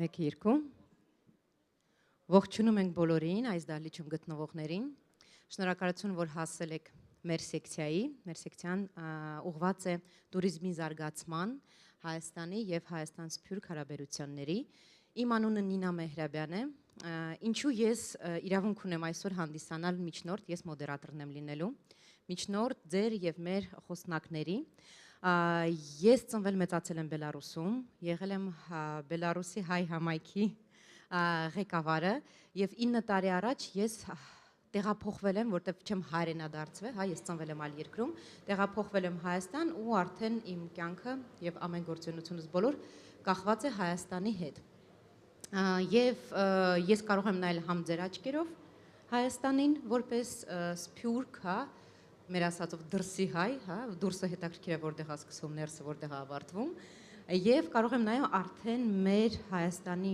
կողմից, որովհետեւ նաեւ ես ունեմ իմ տուրիստական բլոգը եւ agency-ն, հա, կամպանիան, որը կոչվում է Armenian ռուկզակը, ռուսախոս մասայի համար, եւ ես նաեւ ներգրաված եմ туриզմի ցավերի, խնդիրների եւ հրաշալի մեր Հայաստանի туриզմի հետ։ Եվ թույլ տվեք ես ներկայացնեմ ձեզ մեր խոսնակներին, որոնց այսօր դուք կկարողանաք երկխոսություն ունենալ մեր համակարգի, հա, հավելվածի միջև։ Մենք կունենանք հեսա մեզ էկրաններին ցույց կտան մեր QR կոդերը։ Դուք կարող եք իրանց սկանավորել։ Դրա միջոցով դուք կարող եք տալ հարցեր։ Ես մտածում եմ, որ դա կլինի ճիշտ, եթե մենք ամեն խոսնակի խոսքից հետո կարողանանք անմիջապես իրենց հարցերը տալ։ Մեր թիմը, որ մեզ հետ աշխատում է, ինձ կուղարկի հարցերը ամենաակտուալ, եւ ես իրան կհնչացնեմ այդ հարցերը իրենց։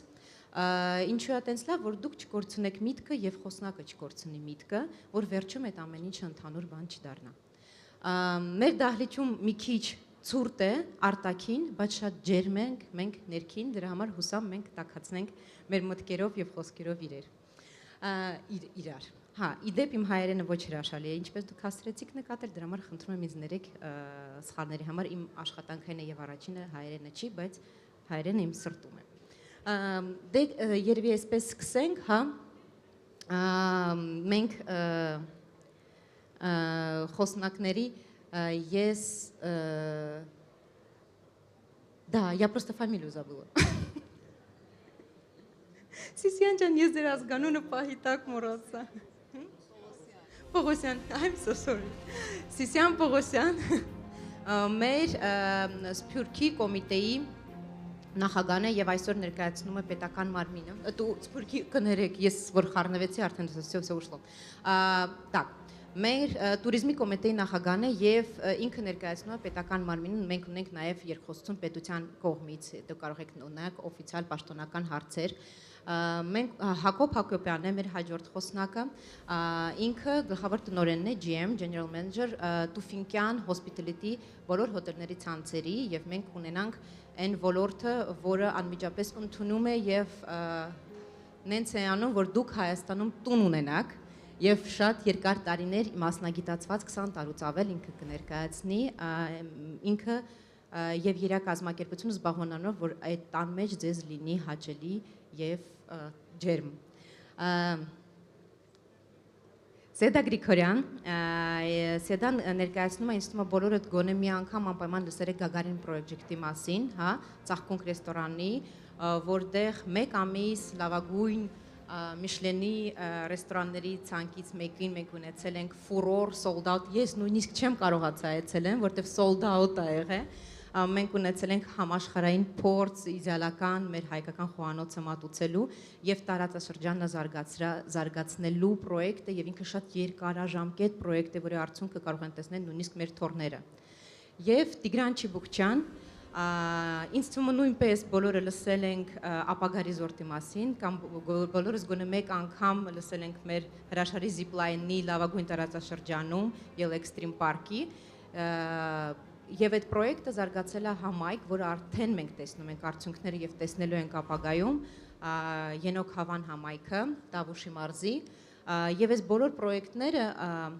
տեսական չեն, իրանք իրական են։ Բոլոր մեր խոսնակները ամեն օր առավոտ արթնանում են, գնում են գործի, որոշում են խնդիրներ, հա, մեր բոլոր երկրի եւ туриզմի զարգացման համար։ Ինչպես հասկանում ենք, туриզմը շատ կարեւոր է, որովհետեւ ինքը հանդիսանում է, ինչպես արդեն նույն դահլիճում մենք ունեցել ենք, ով է մասնակցել միգուցե soft power-ի, հա, փափուկ ուժի սեկցիային, կամ մասնակցողը, մենք նկատեցինք, որ այնտեղ շատ էին խոսում туриզմի մասին, որովհետեւ ինքը շատ հրաշալի զենք է, որով մենք կարող ենք լավագույն կողմից ճանաչվենք որպես հայ մշակույթ եւ ես կխնդրեմ, որ մենք սկզբից ռոլիկ դիտենք, հա, տեսահոլովակ դիտենք, որի շնորհիվ մենք մի հատ մեր Հայաստանի ոգին զգանք եւ հետո շարունակենք մեր ելույթները։ Բարի։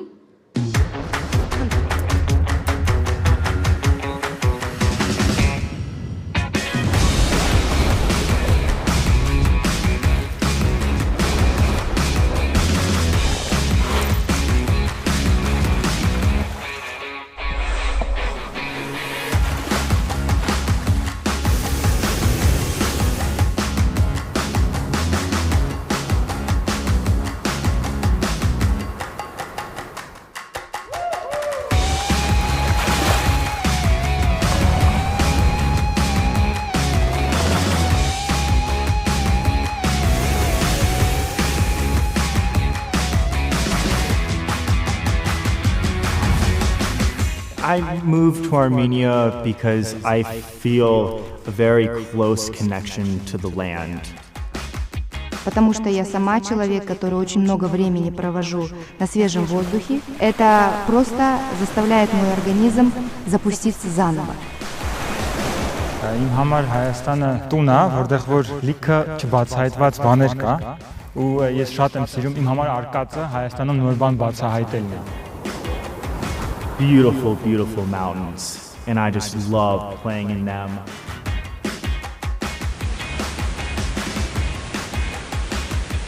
Что бы я хотела, чтобы люди, приезжающие в Армению, мне бы хотелось, чтобы они ощутили это тепло, которое я ощутила, когда я сюда приехала.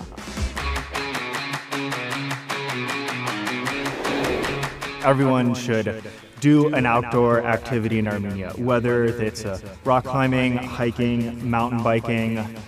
The outdoors here are very unique, and it will give you just a great sense of the land. That's the real Armenian. That's what you should come here to explore.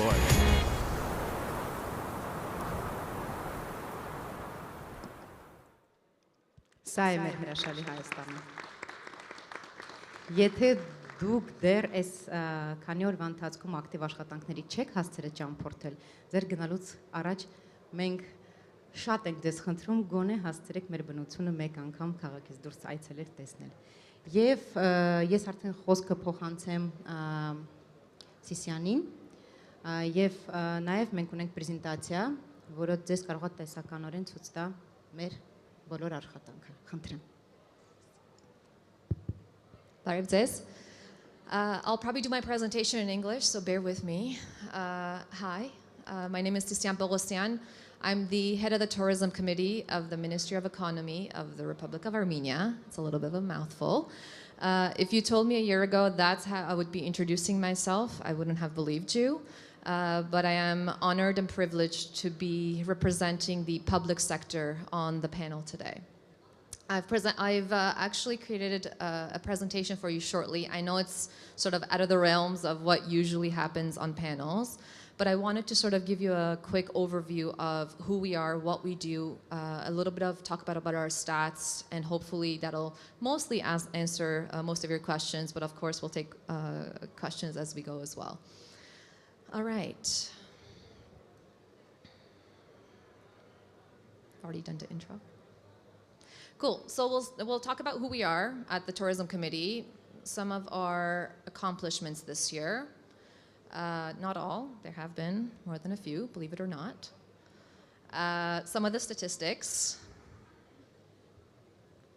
more than a few of the challenges that we have. And of course, where do we go from here?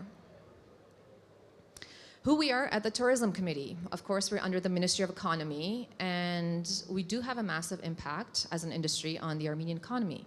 Back in 2019, where we had the most tourist visitors in Armenia, tourism industry made up about 14% of Armenia's GDP, which is massive, which means that there's a lot of potential within this industry, and that's what we're hoping to have an impact on as we go.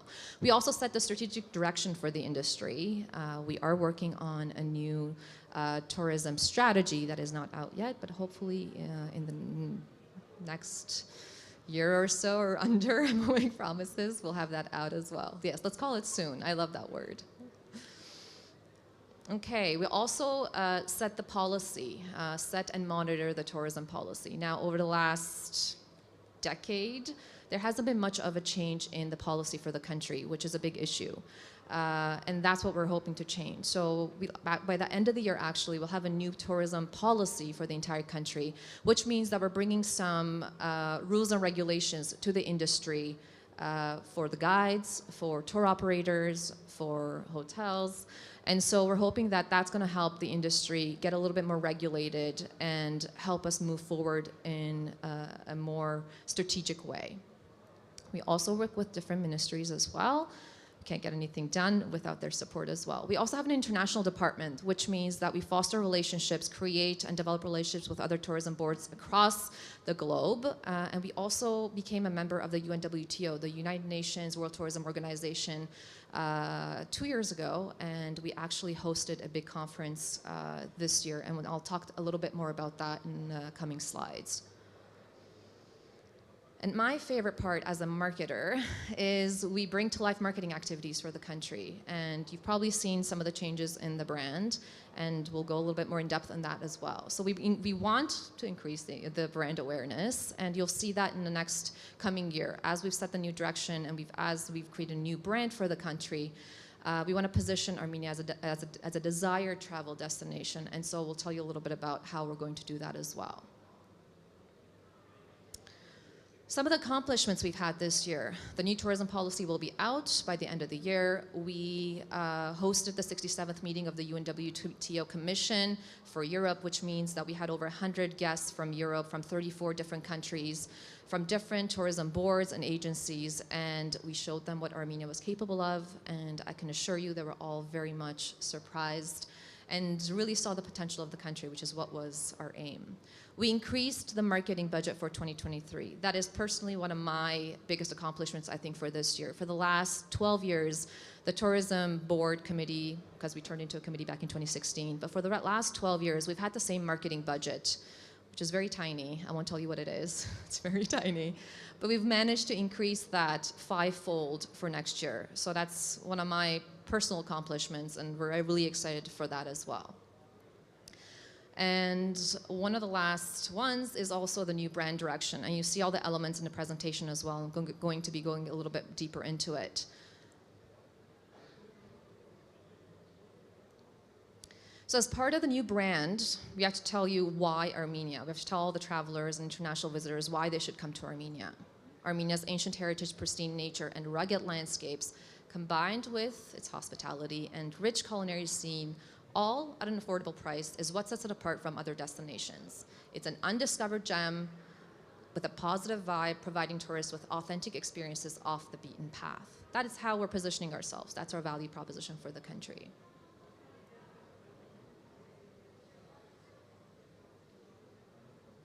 When we were doing our brand launch, we did something that not many have done before. We actually launched our brand with a brand manifest, and it came to life as an invitation to everybody, to the world, and that's how we wanted to sort of introduce Armenia to them. Hello, you. Dreaming about a captivating destination with hidden wonders? You've hit the spot. Come and explore a highland of landscapes within hand's reach, soundscapes as high as deep, as old as bold. Explore and marvel, get inspired. Come and feel a burst of emotions, a source of generosity. Embrace the sunlight, toast to people. No strangers here, family, just family that you haven't met yet. Come and tune in as a history and culture aficionado, as a history and culture, wait, did I miss that? Come and tune in as a history and culture aficionado, as a fine gourmet, as a wild adventurer, as a digital nomad, all and beyond. Just tune into your hidden track, now your hidden track, authentically yours, Armenia.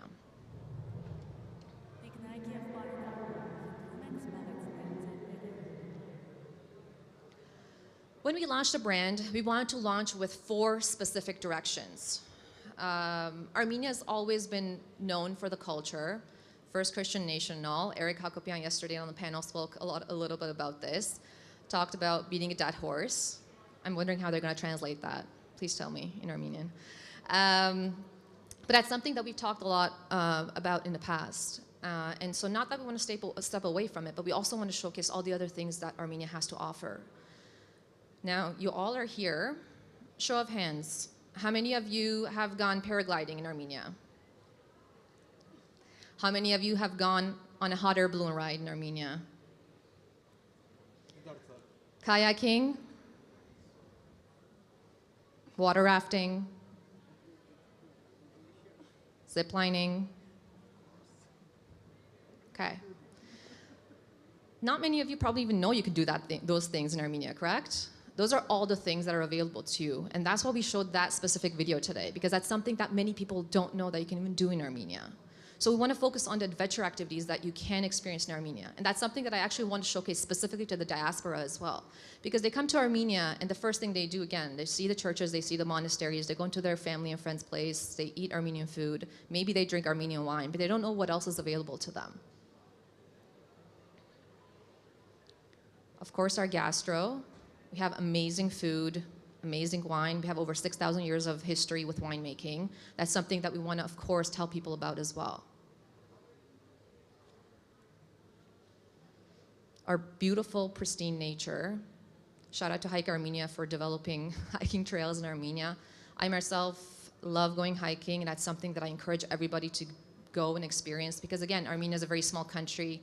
But in that small country, I think that's a very much an advantage for us, because in that small country, we have so many different landscapes that you can experience. You can go from lush forests into very rugged mountains, which for me is a really interesting thing to experience. I don't think many countries have that. And last but not least, culture, of course.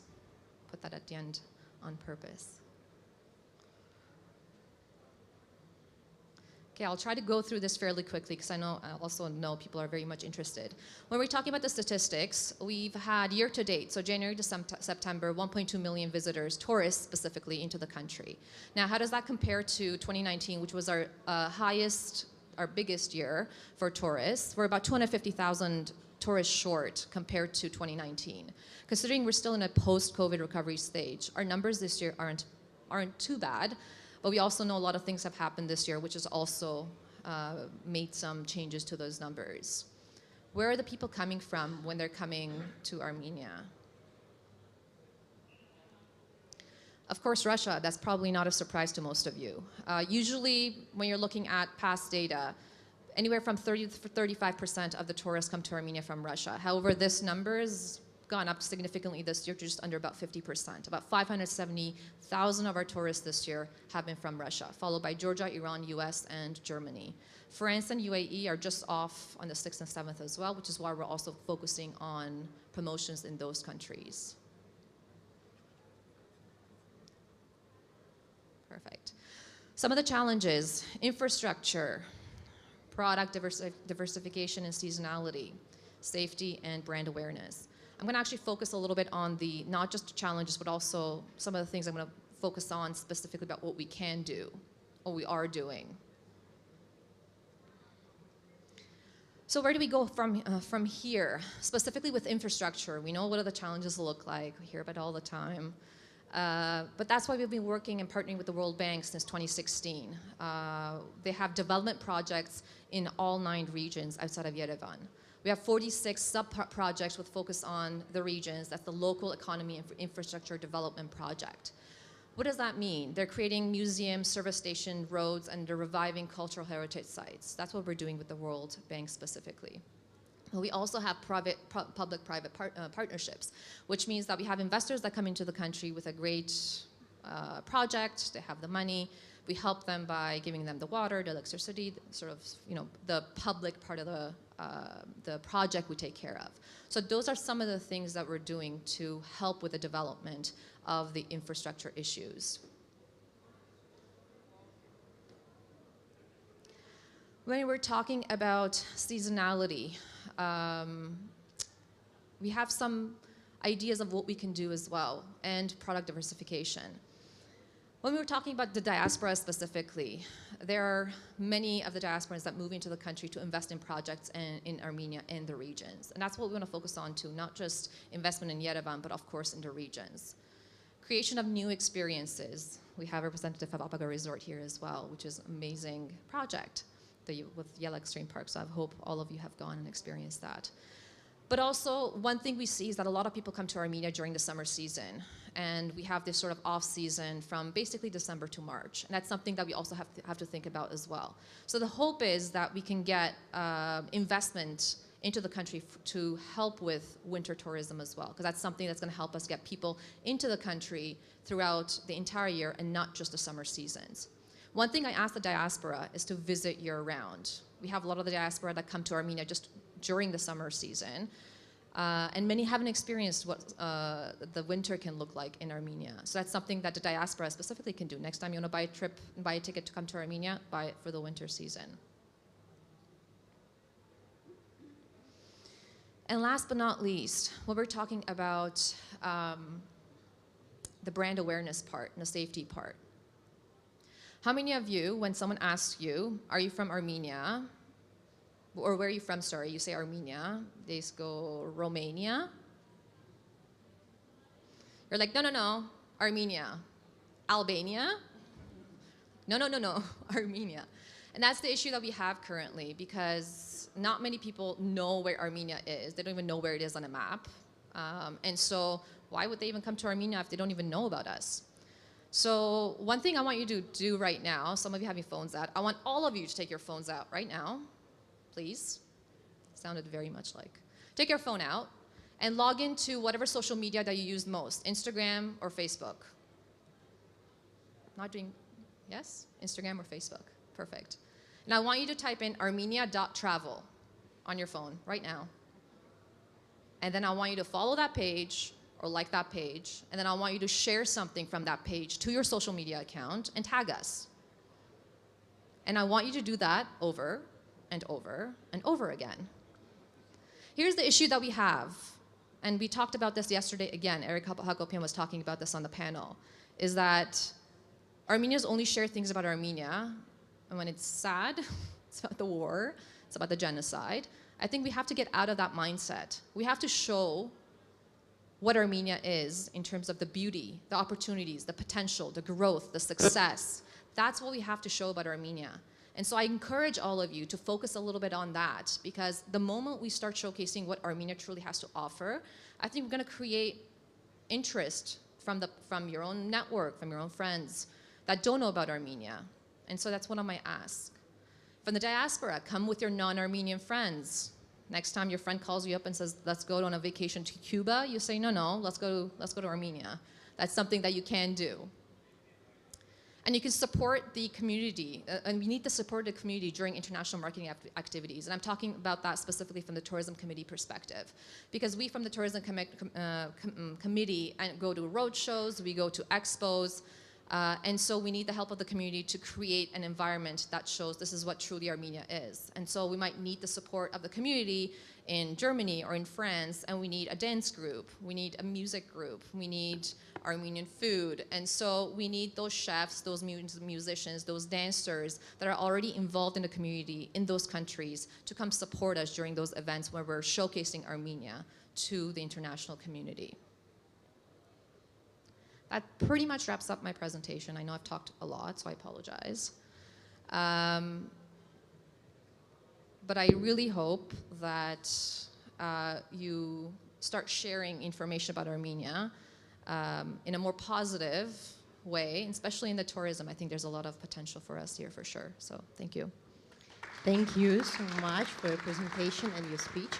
Նորից անցնենք հայերենի, եթե թույլ կտակ։ Շնորհակալություն շատ ձեր ելույթի համար, շատ հետաքրքիր թվեր մենք իմացանք եւ ձեր նախագիծները, որոնք դուք իրականացնել եք եւ պլանավորում եք։ Մենք ունենք արդեն, խնդրում եմ, ով մեզ նոր միացել է, հիշացնեմ, որ այս QR կոդը, եթե դուք սկանավորեք ձեր հեռախոսին, դուք կկարողանաք հարց ուղղել մեր խոսնակներին եւ մենք ունենք արդեն 2 հարց, ինչպես կարող ենք ուժեղացնել туриզմի ազդեցությունը սահմանամերձ գյուղերում։ Այդ մեկ հարց, կուզեք երկրորդ, այս դրան պատասխանեք, մենք շարունակենք, որտեղ իրանք բավականին տարբեր են։ Սահմանամերձ գյուղերը ինչպես կարող ենք туриզմը զարգացնենք եւ ուժեղացնենք։ Սա գյուղերում, որ սահմանում են գտնվում այս պահին։ Եվ արդյոք ինչու է դա կարևոր ըստ ձեր եւ արդյոք կարևոր է թե ոչ ըստ ձեր պատկերացման։ When we're talking about developing tourists in the regions, it's not just, regions that are not close to the border, but regions in general. We currently know what happened back in September, especially with Jermuk, and Jermuk being definitely a region for us that is focused sort of on the spa town, on the wellness, tourism, and we already have a lot of tourists that are going in that direction, that because of what happened back in September, sort of everything sort of quieted down. So similar, again, we have a project with the World Bank in Jermuk as an example, that, the work has to stop, basically what happened with September, but now the work is going to continue once again. So we already are doing that with our World Bank projects. We are choosing all the regions, regardless of whether they're on the border or not. And that's something that we're going to continue to do. I think it's not really, when we're looking at developing tourism in the regions, we're not looking at it whether it's on the border or not. So I don't know how to really differentiate that. Because Armenia is, whatever's within our borders is Armenia. So it's not, we don't differentiate it between what regions are close to the border or otherwise. Are there probably more safety challenges if you're close to the border? Probably. But I think as we continue to develop those projects and tour products and things for people to experience in those regions, the more flow we'll have into those regions. And that's sort of what we continue to do. So we're not really differentiating between border town or not border town. We're still investing in those regions regardless of where they are. Շնորհակալություն։ Երկրորդ հարցը երևի անմիջապես туриզմի կոմիտեին չի ուղված, բայց անմիջապես կից հարց է։ Հարցը հետևյալն է, ունենք մենք արդյոք ռազմավարություն ավելի մահճելի գները սարքել ավիա թռիչքների դեպի Հայաստան, դա բնական է մեր հոսքը տուրիստական կբարձրացնի, ինձ թվում է դուք ունեք սեղմ համագործակցություն, ինչ կարող եք այս հարցին պատասխանել։ So that's sort of not within the reach of like what we do at the tourism committee. Of course, we have relationships with aviation companies. However, those prices are set by the aviation companies, and we don't really play in that realm. As there is sort of supply and demand, those prices are set by the market. And of course, we know that prices have risen, but it's not specific to Armenia. Prices have risen globally. And that's not something that is specific to Armenia. Now, if the prices, if they're more affordable, will there be more flow into Armenia? I think the answer is yes, regardless of where you are and sort of where you're in the globe. So, but when we sort of talk to aviation companies about this, they talk about the challenges they have with airports. They talk about challenges they have with their own human resources.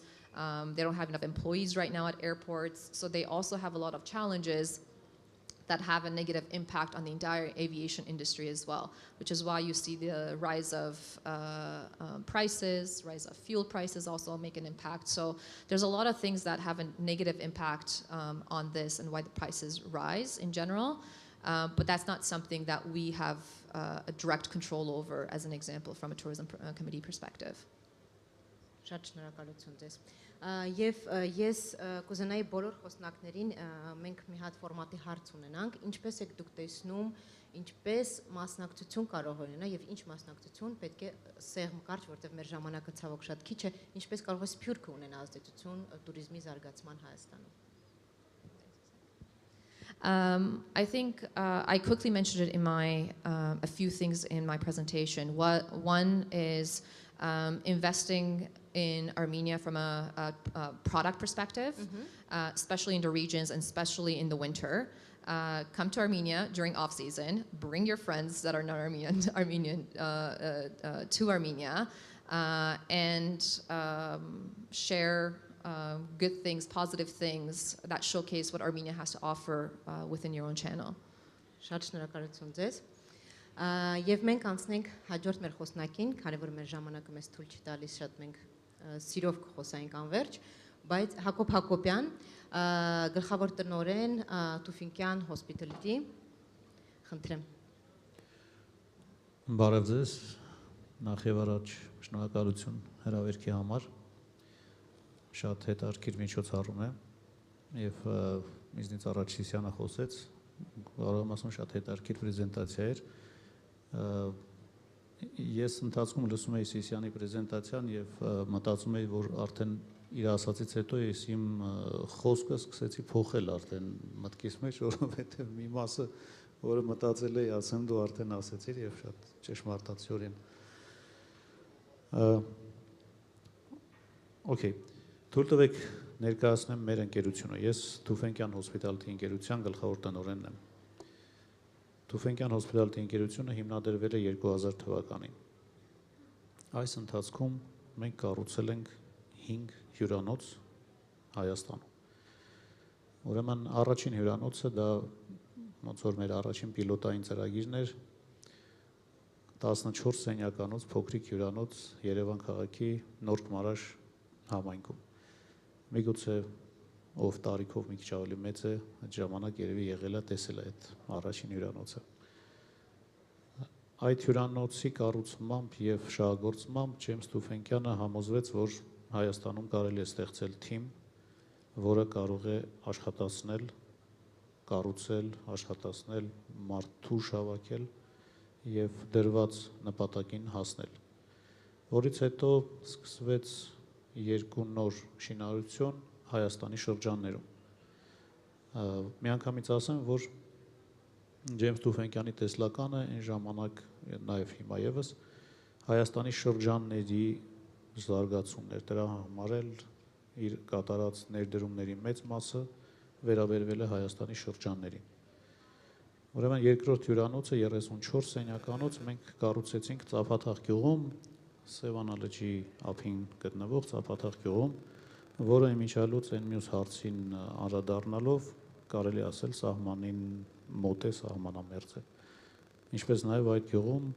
ուրեմն բնակչությունը այդ գյուղի բաղկացած է ժամանակին Ադրբեջանի տարածքից մեր հայրենակիցներով, ով որ տեղափոխվեց Հայաստան։ Երրորդ հյուրանոցը դա Ձորագետ համայնքում գյուղում գտնվող հյուրանոցն է Վանաձորից Ալավերդի ճանապարհին, որը գտնվում է մոտ Հաղպատի եւ Սանայինի վանական ուրեմն համայնքներին։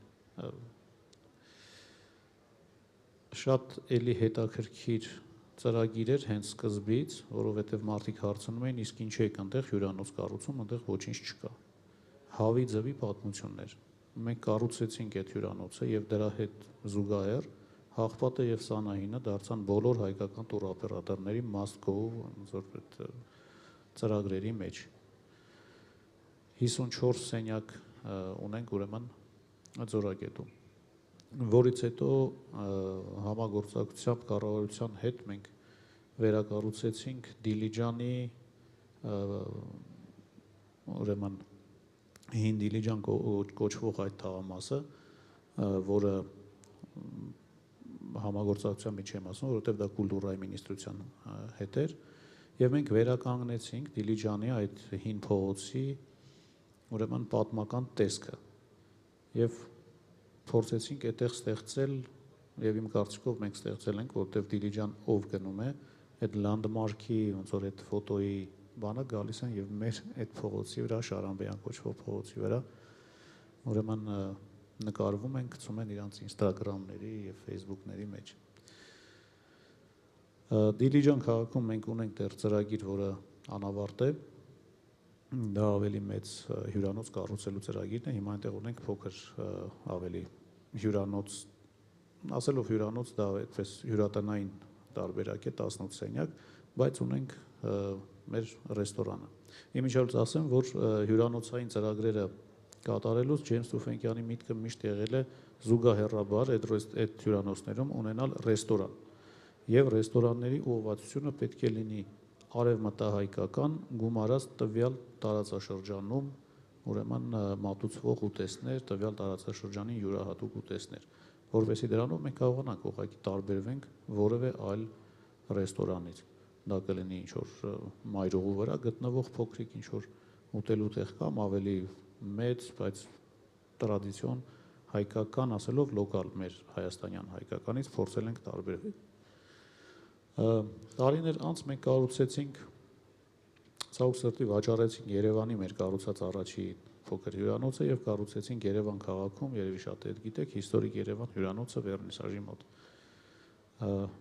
որը իր արդեն ծավալով եւ գալով դա կառուցեցինք 2012 թվականին, այդ ժամանակ արդեն Հայաստանը ուներ սոլիդ տուրիստական հոսքեր։ Եվ գտանք հարմար, որ ունենանք եւս մեկ հյուրանոց, որը կլինի Երևան քաղաքում, որից հետո շարունակենք մեր ռեգիոնալ ծրագրերը։ Այս պայն մենք ունենք ընթացիկ մեր ռեգիոնալ ծրագրերից մեկը, դա Արենի գյուղում կառուցվող հյուրանոցային համալիրն է, որը պետք է նաեւ օգնի գինու туриզմի զարգացմանը Վայոց ձորի մարզում։ Այսպես մենք փորձում ենք օգնել լրիվ այս նոր պրոդուկտին, Սիսյանը ինչպես նշեց, ուրեմն կարողանանք այդ մեր 6000 տարվա գինու պատմությունը նաև հրամցնել աշխարհին, ունենալով լավ, կարելի ասել Հինգաստանի մնալու տեղ։ Երևի թե այս պահին այսքանը կներկայացնեմ զուտընկերության մասին,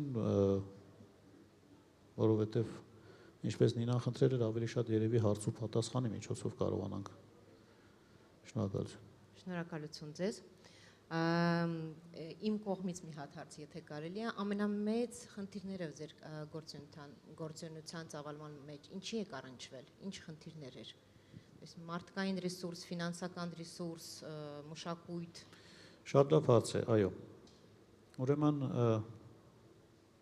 այս բոլոր հյուրանոցների կառուցման, շահագործման, աշխատակազմի հավաքագրելու այդ ընթացքում ես կարող եմ ձեզ երևի մի 2 ժամ պատմել պատմություններ, կեսը կլինի ծիծաղաշարժ, կեսը կլինի լացելնելու, բայց ինչ վերաբերում է աշխատակազմ հավաքելուն, դա բավական մեծ խնդիր է եւ հատկապես շրջաններում։ Մենք ինչ մոդել օգտագործեցինք, կարող եմ կիսվել ձեր հետ եւ ինչի մենք Երևանում այնուամենայնիվ հիմա ունենք հյուրանոց եւ այն ժամանակ առաջինը Երևանում ունեցանք։ Շրջաններում կատարում էինք հավաքագրում, մարդկանց աշխատանք էինք ընդունում, բերում էինք մեր մոտ Երևան, մեր հյուրանոցում, մեր մոտ պահում էինք, մեր մոտ սովորացնում էինք այդ մարդկանց, նոր դրանից հետո հետ էինք ուղարկում աշխատանքի։ Այդուհանդերձ դժվարությունները այդ մասով շատ են շրջաններում։ Այստեղ մի քանի հանգամանք կա,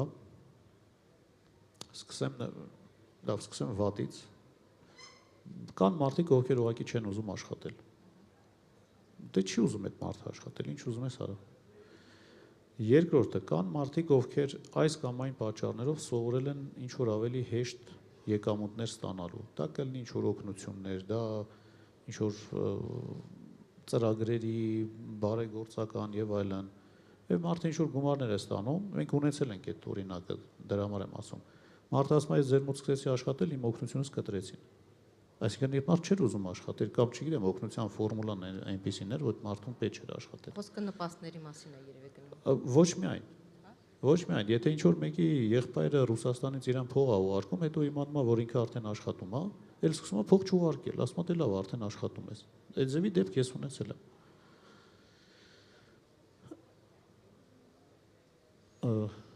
Ասեք։ Սպասում եմ ձեր խոսքին ավարտին։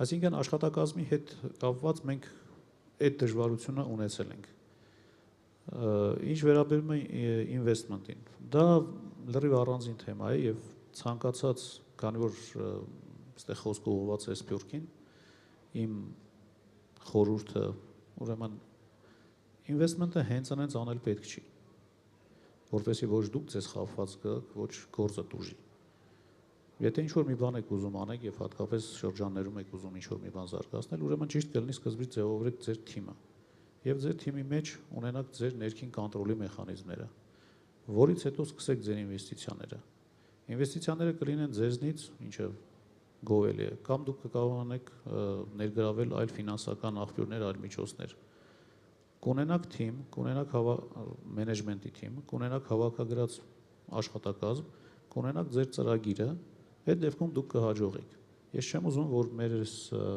ամեն տարվա մեր հանդիպումները Սփյուռքի ներկայացուցիչների հետ դա լինի զուտ պատրիոտիկ, գիտեք, այդպես քննարկում կամ ինչ որ մարդիկ գան ինչ որ ներդրում անեն, հետո դրանից հետո իրանց խափեն այդ ներդրումից հետո, որովհետև իրանք առաջինը պետք է իրանց մեջ փնտրեն, իսկ ինչի տենց ստացվեց։ Եթե իրանք ճիշտ կազմակերպեն հենց սկզբից իրենց գործունեությունը, կարծում եմ բոլոր խնդիրները այդտեղ լուծված կլինի։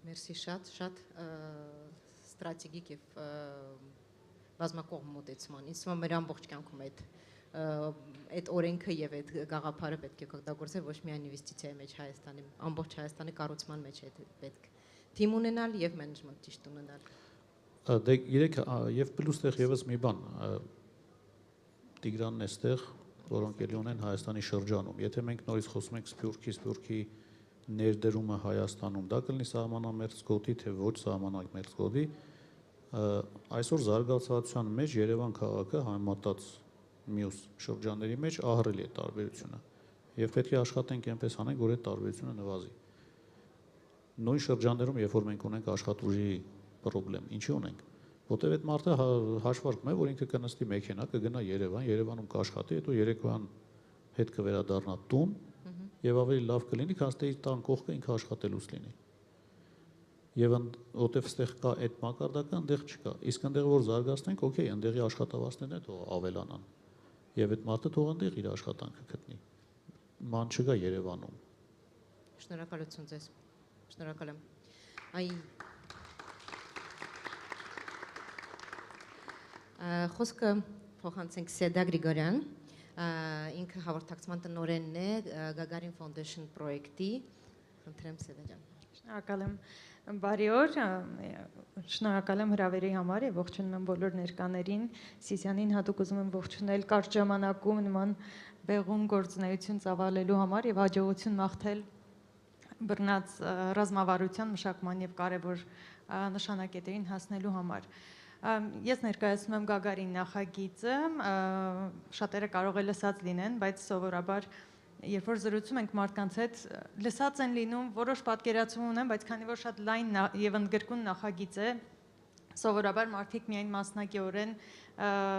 մասնակիորեն են տեղյակ լինում նախագծից։ Մի քանի բառով ներկայացնեմ, Գագարին նախագիծը տարածքային զարգացման նախագիծ է, որն իրականացվում է դար տարածաշրջանային զարգացման եւ մրցունակության հիմնադրամի կողմից։ Մեր նախագծում ներառված են Գեղարքունիքի մարզի 5 գյուղեր, որոնք այսպես դասավորված են Հրազդան գետի նախկին հունի երկայնքով, դրանք են Զովաբեր, Ծաղկունք, Գեղամավան, Վարսեր, Դդմաշեն գյուղերը եւ Գագարին ավանը, որից էլ գալիս է նախագծի անվանումը։ Որպես այդպիսին ամբողջ նախագիծը նպատակ ունի ձևավորել համայնքի նոր մոդել, որը որ կկարողանա պատասխանել բոլոր արկախված հարցերին մեր իրականության մեջ եւ մեր իրականության մեջ ոչ միայն Հայաստանում, այլ գլոբալ, եթե մենք դիտարկենք բոլոր այն հախուռն փոփոխությունները, որոնք տեղի են ունենում աշխարհում եւ որոնք նոր մարտահրավեր են բերում այսօրվա մարդու առաջ, եւ մենք նպատակ ունենք հասկանալու, թե ինչ միջավայր պետք է լինի, որպեսզի մարդը կարողանա դիմագրավել նման մարտահրավերներին եւ կարողանա լիարժեքորեն ինքնարտահայտվել։ Եվ այդ առումով լինելով բավականին ընդգրկուն նախագիծ, զբոսաշրջությունը նախագծի մի բաղադրիչն է կարելի ասել եւ ըստ էության ավելի շատ միջոցն է, քան նպատակը։ Որպես այդպեսին դուք իհարկե նշեցիք մեր զբոսաշրջային բաղադրիչի առավել հայտնի մասը, մեր Ծաղկունքի ռեստորանը, որը մեծ համբավ ձեռք բերեց հենց այդ նախագծի շնորհիվ, որ մենք հյուրընկալեցինք Միշլենյան աստղի արժանացած շեֆին, Մաքս Ռեսլունդին, սակայն իհարկե մենք այնտեղ ունենք նաև երկու հյուրատուն, որոնք բավականին ճանաչված են եւ սիրված։ Մենք արդեն ունենք համատեղ աշխատարան co-working space Ծաղկունք գյուղում եւ հարակից նաև մյուս գյուղերում համապատասխան աշխատանք իրականացվում, սակայն ես ուզում եմ մի փոքր այլ շեշտադրում անել եւ ուզում եմ վստահեցնել, որ օրինակ շեֆին հրավիրելու այդ նախագիծը հաջողեց եւ համբավը ձեռք բերվեց միայն մասնակիորեն նրա շնորհիվ, որ նա ուներ այդ համբավը։ Նրան եւս գրավեց այն հանգամանքը, որ մենք աշխատում ենք տեղի ինքնության բարձրացման վրա։ Եվ սա է այն հենակետը, որից բխում է ամբողջ նախագիծը եւ նախագծի փիլիսոփայությունը։ Նրան հետաքրքրեց այս ռեստորանը, որովհետեւ ռեստորանի կողքին գործում է 19-րդ դարի վերականգնված գլխատունը, որտեղ ամբողջությամբ վերականգնվել է կենսագործունեությունը, ինչ են եղել, հա, գլխատները եղել են հայկական ավանդական տները, որոնց ցավոք սրտի գրեթե մեծ մասամբ ավերված տարբերակներ կարելի է գտնել հայերի գործունեության, հա, կենսագործունեության ողջ տարածաշրջանում։ Եվ գլխատներում էր ամփոփված ամբողջ հայկական իստուկացի բանաձևը, թոնիրը, դրա շուրջ ապրող ընտանիքը, յուրաքանչյուրի դերաբաշխումը, այդ փոքրիկ տիեզերքը այս տան մեջ, որը նաև հաղորդակցվում է մյուս տների, մյուս համայնքների հետ եւ հանդիսանում է համայնքի կենտրոնը։ Եվ մենք շատ կարևորեցինք նախագիծը, որը նպատակ ունի ստանալ համայնքի նոր աշխարհում ապրող եւ ծաղկող համայնքի մոդել, մեկնարկել հենց մեր իրական մեր ներսում նստած համայնքի այդ մոդելի վերականգնումից, գլխատնից եւ վստահեցնում եմ, որ հենց այս բանաձևն է, որ գրավել է նաև մեր հյուրին եւ գրավում է մեր հյուրերին, այսօր թե գլխատունը, թե ռեստորանը կարելի ասել ուղղակի անդադար հոսք ունի զբոսաշրջիկների եւ ինչով է ռեստորանը եւս գրավիչ, որովհետեւ այն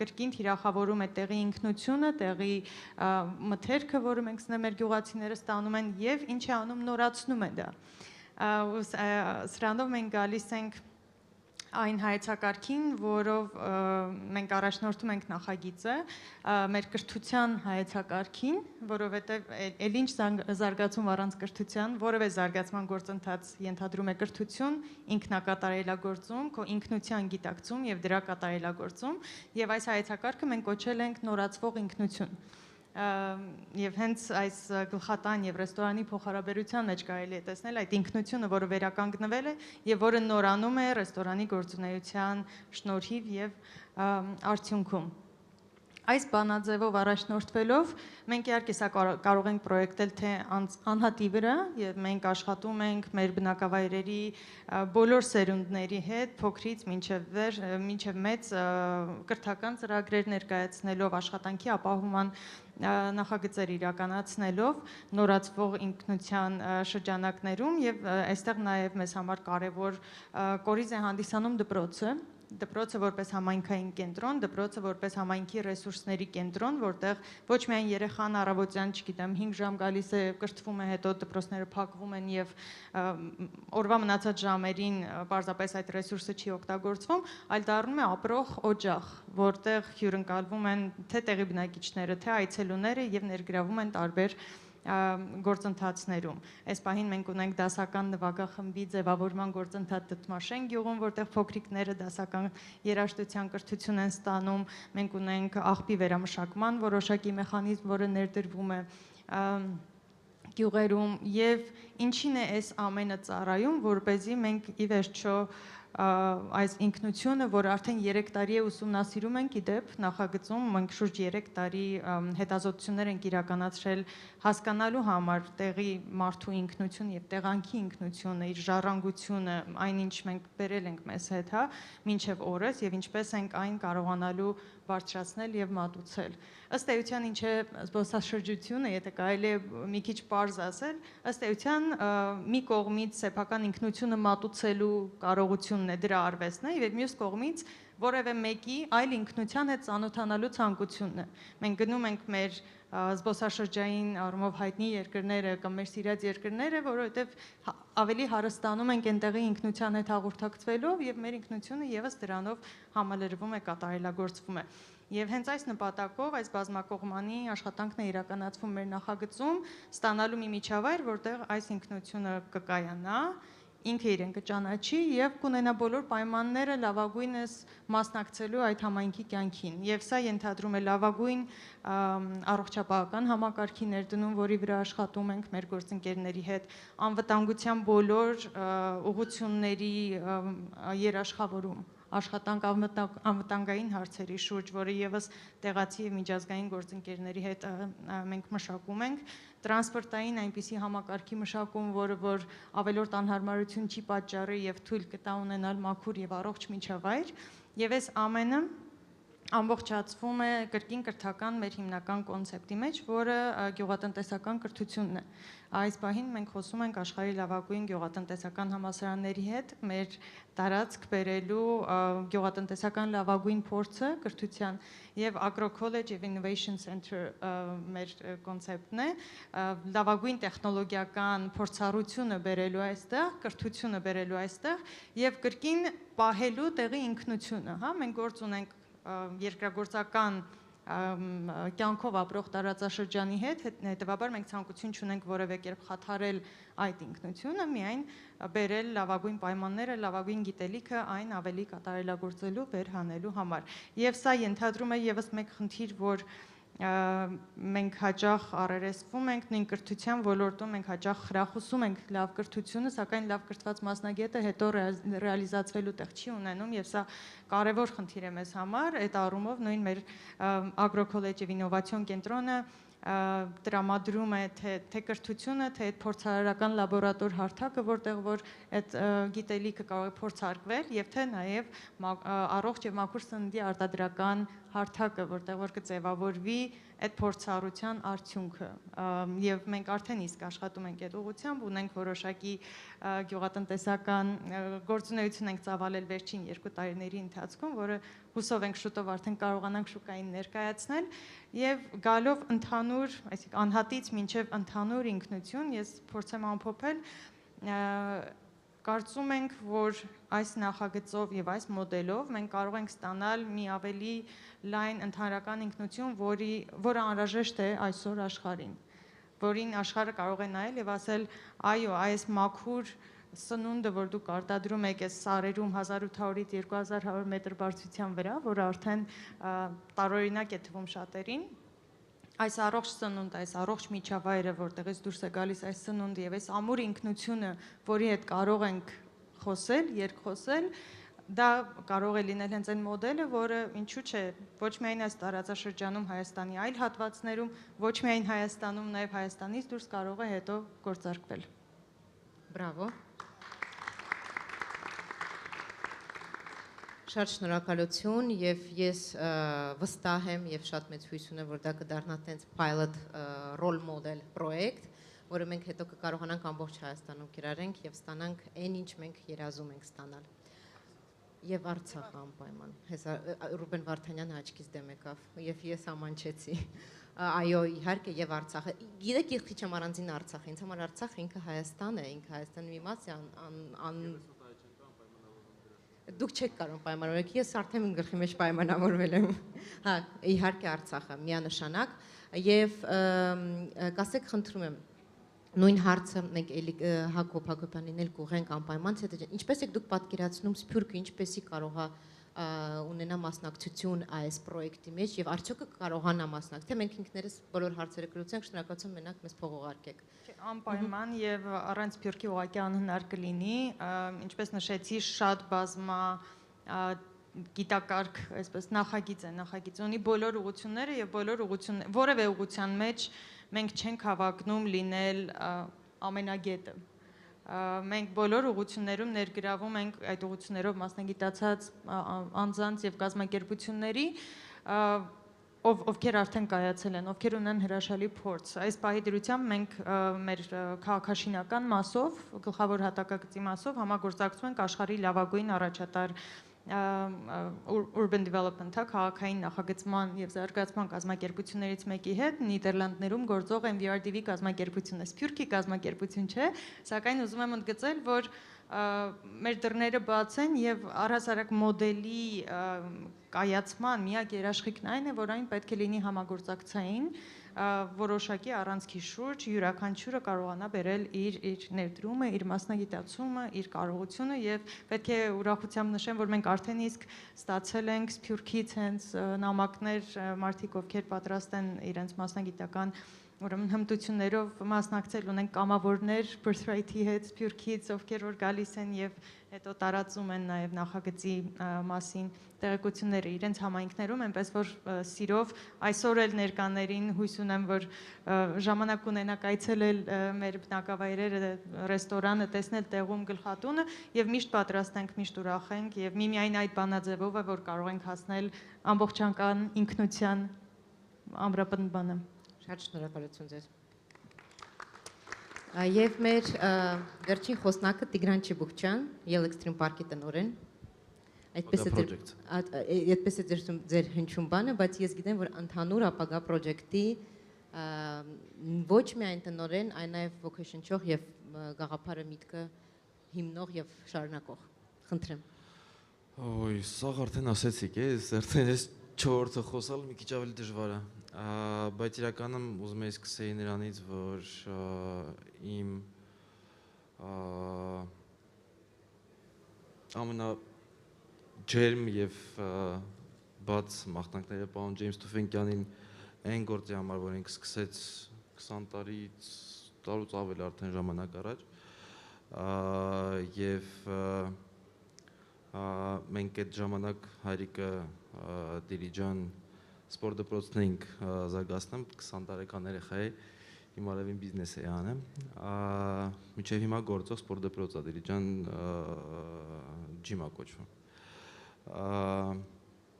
եւ այդտեղ եկավ մի հատ մեծ հատված որ պարոն Թուֆենկյանը որ եկավ Դիլիջան արդեն սկսեցիք պրոյեկտ իրականացնել եւ ստաֆի հետ աշխատանքը Անգլիայից ինչ որ խորար տոլի հոտելիերեր ստաֆի հետ աշխատում տեղում տրեյնինգ էր անցկացնում։ Ես արդեն փոքր պիցերիա ունեի Դիլիջանի ժամանակ, երկու աշխատակցից տարակ ձեր մոտ, մինչև հիմա ձեր մոտ են աշխատում այնտեղ եւ շատ ուրախ եմ դրանից, բայց ասելիքս նրան է, որ այդ տարիներին ենթադրել, որ ինչ որ մեկը Հայաստանում туриզմի մեջ ներդրում կանի, նամանավանդ Երևանից դուրս, եթե 2000-ական թվականներին Հայաստան եղել եք, կհիշեք Երևանից մինչև Դիլիջան հասնելը ճանապարհը տևում էր մոտ 4 ժամ եւ 2 կոմպլեկտ պակրիշկա, եթե ոչ բան։ Ու եթե կարողանայիք բենզին գտնեիք այդ։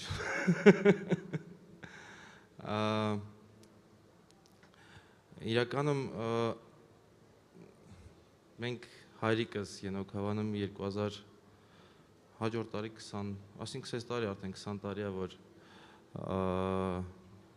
ինչ որ խառը տարբեր միջոցառումներ անցկացվում որի գլխավոր նպատակը գլխանց իր համար եղել էր որ ինչ որ հետաքրություն լինի իր երեխաների մոտ, ասինքն իմ եւ իմ երկու քույրերիս մոտ, որոնք սաղս էլ Մոսկվա ենք ծնվել, ինչ որ երազանք լինի, ապագա լինի Հայաստանում ապրելու համար։ Եթե թվային հատվածները եւ ինչ որ էմոցիոնալ այլ հատվածները կողքի դնենք, այս 20 տարվա ընթացքում այն արդյունքները, որ ունենք, 91 թվականին գյուղում բնակվում էր Ենոքավան գյուղում բնակվում էր 480 բնակիչ, հիմա ունենք մոտ 650-660 բնակիչ համայնքում եւ վերջապես Ենոքավան համայնքը դա ոչ թե միայն այն տեղը, որտեղ մտածում են, որ կարող է լինի ինչ որ մի հատ ապագա, այլ հստակ ապագան կա, չքաղաքականացնեք, խնդրում եմ, ասեցի նոր բռնեց,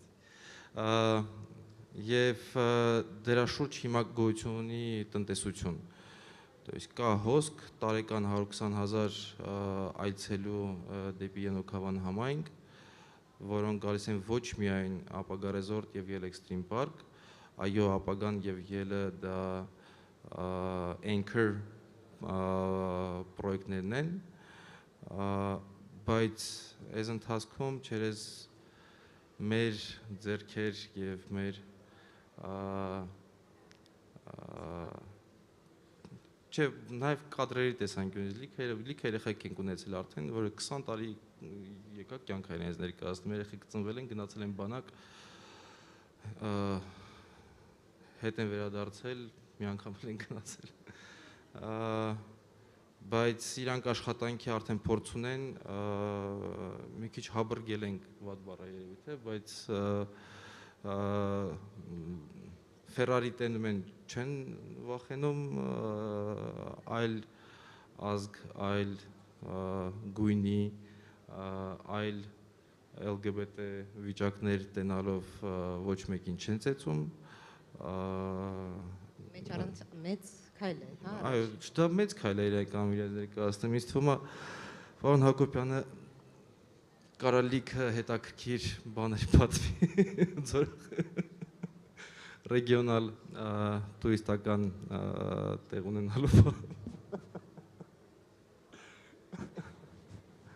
Չէ, դե ժողովուրդ, ես կարծում եմ ստեղ լուրջ ավելի հավաքույթ է, իհարկե տենց անեկդոտիկ այնպիսի պատմություններ կան, որ պատահել են, բայց երևի ոչ այսօրվա համար։ Բայց իրականում ինչ էի ուզում ասեմ, որ հայրիկս իր նպատակներին հասել էր, ինքը իր առաջ դրել էր նպատակ, որ մենք լինենք այստեղ, հիմա 3 իր երեխան ապրում են Հայաստան, իր 6 թոռը ապրում են Հայաստան, ծնվել են Հայաստանում եւ ապրում են Հայաստանում։ Այն գերագույն նպատակը, որ սաղս ոչ թե պրոստը կապրենք Հայաստանում, այլ կոնկրետ կապրենք Ենոք Հավանում, դրան հələ որ չեն կարեցել հասնենք, որովհետեւ ես հարսիս կնոջս չեմ կարամ ասենք, լավ որ տեղափոխեմ գոնե Դիլիջան, բայց դա հաջորդ քայլն է։ Ինքը դա լավ էլ գիտի, մենք աշխատում ենք դրա ուղղությամբ, այո։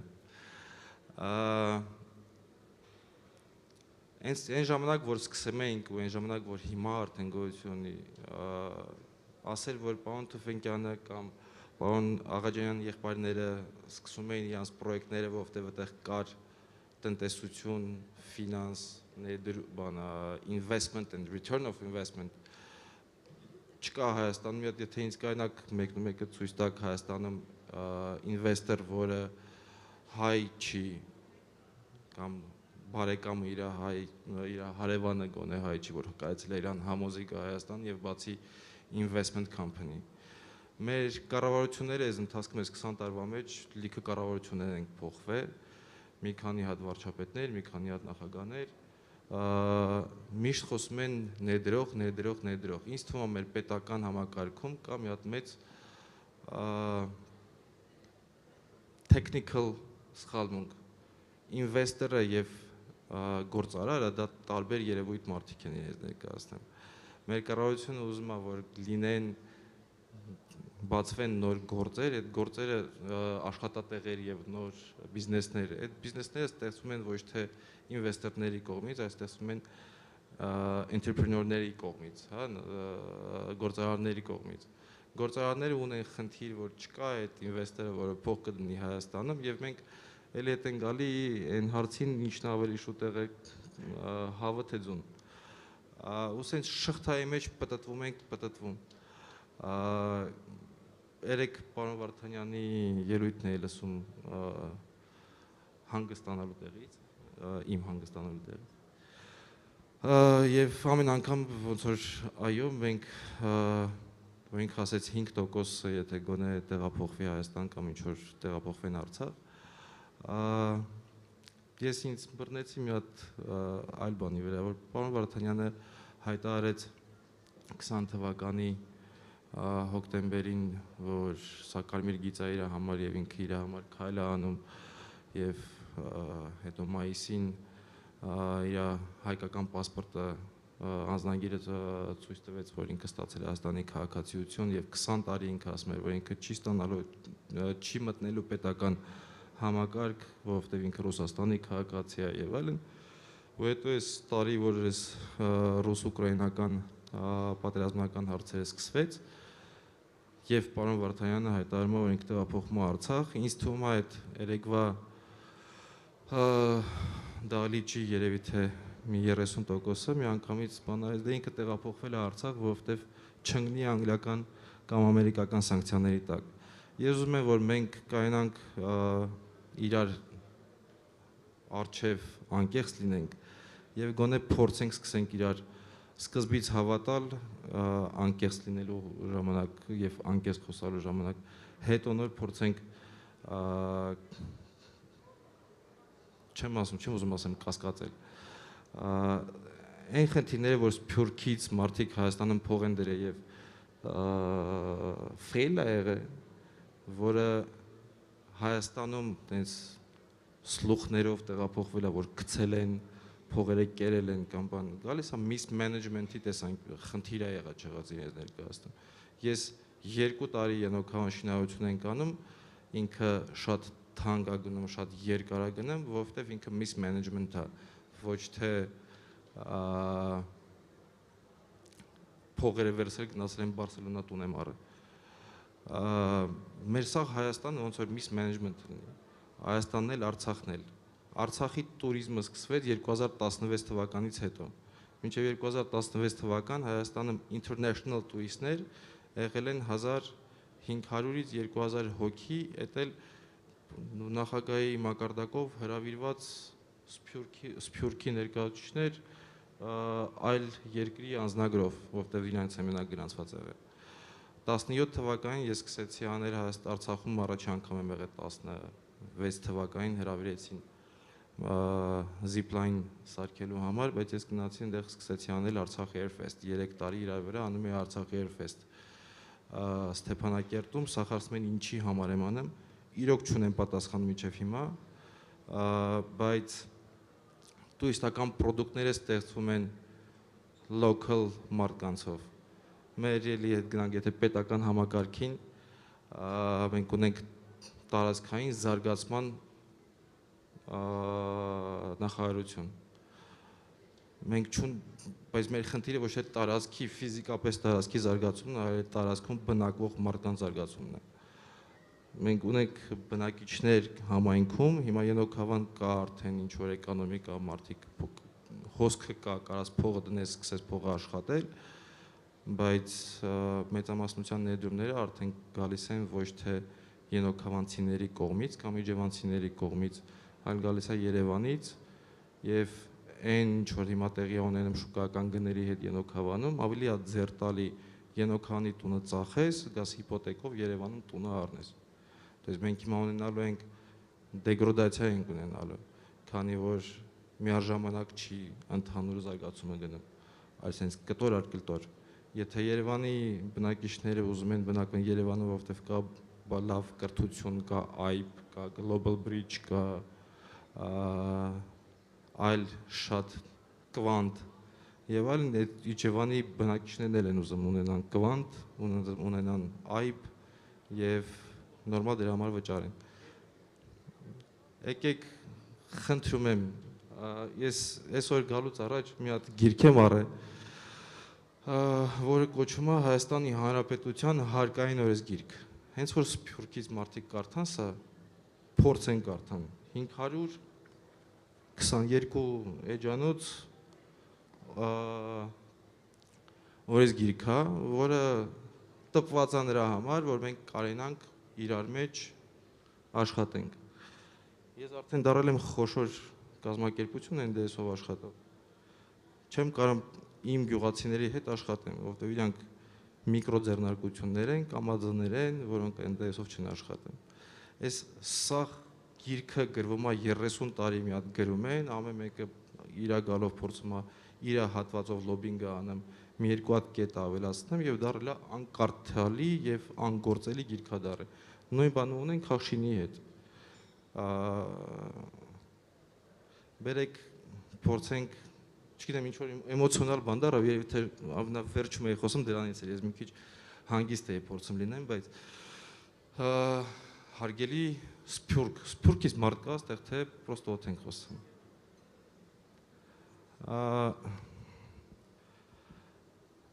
այս տարի Հայաստան տեղափոխվեց մոտավորապես ասում են 50,000 ռուս այս Ռուսաստանից։ Մի հատ բան ասեմ կարճ։ 14 թվականին Լիբանանից եւ Սիրիայից տեղափոխվեց մոտավորապես նույն քանակության սիրիահայ Հայաստան, որոնցից ոնց որ թե Հայաստանում մնացին 5000 հոգի։ Բայց 15 թվականից հետո մենք սկսեցինք Հայաստանում ունենալ ռեստորանային ոլորտի կտրուկ ռեսկի աճ զարգացում, վերջապես ունեցանք կապուչինո կասկադում, ոչ թե պակետիկից կապուչինո սկսեցինք խմելը։ Այս ռուս պատոկի հետ մենք ունենալու ենք մոտորապես ինձ թվում է էլի տես մի 10-15%-ն ամնալու իրանց Հայաստանում, բայց հետ են գալու են հարցին, որ դպրոցներում չկա ռուսերեն, պետք է ռուսերենը շատ լինի, պետք է ստեղի գրված լինի ռուսերեն, էլի հայերը իրար մեջ սկսելու են իրար ուտել, որ խիա ռուսերենը շատ, անգլերենը քիչ,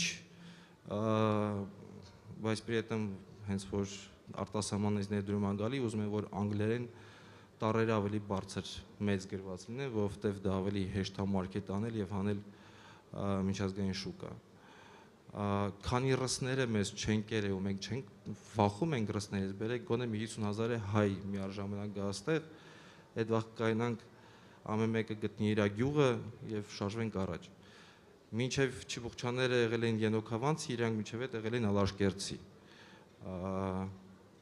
Եթե սենց գնա ավելի հեշտ է գնանք Ալաշկերտը գտնենք, այդ Ալաշկերտը նույն զիպլայնը այդ անդեր քաշենք, ասենք հեշտ է 120,000 հոգի բար գնա անդեղ։ Ենոքավան գալիս է 120,000 հոգի, 19 թվականի մասն է խոսք գնում։ 19 թվականին Արցախում եղել է 35,000 հոգի ընդհանուր արտասահմանցի, որ մտել է Արցախ։ Արցախի համար պայքարողները քիչ են, որովհետև մարդ չի տեսել դա ու չի հասկանում դա ինչ է ես ներկայացնում։ Սոտքի պավառոտներով անցնողը չի կարա չփորձի պայքարի Արցախի համար։ Կներեք։ Շատ շնորհակալ ենք նույնիսկ էմոցիոնալ ելույթի համար, որովհետև եթե չկա էմոցիա, չկա հայ։ Մենք բոլորս գործվածք ենք ինտելեկտից եւ էմոցիաներից։ Եվ մենք մոտենում ենք ավարտին մեր, մեկ հատ հարց, եթե կարելի է կարճ, քանի որ ինքը ուղղված է երևի Սիսյան ջան, ձեզ ավելի ճիշտ կլինի պատասխանել,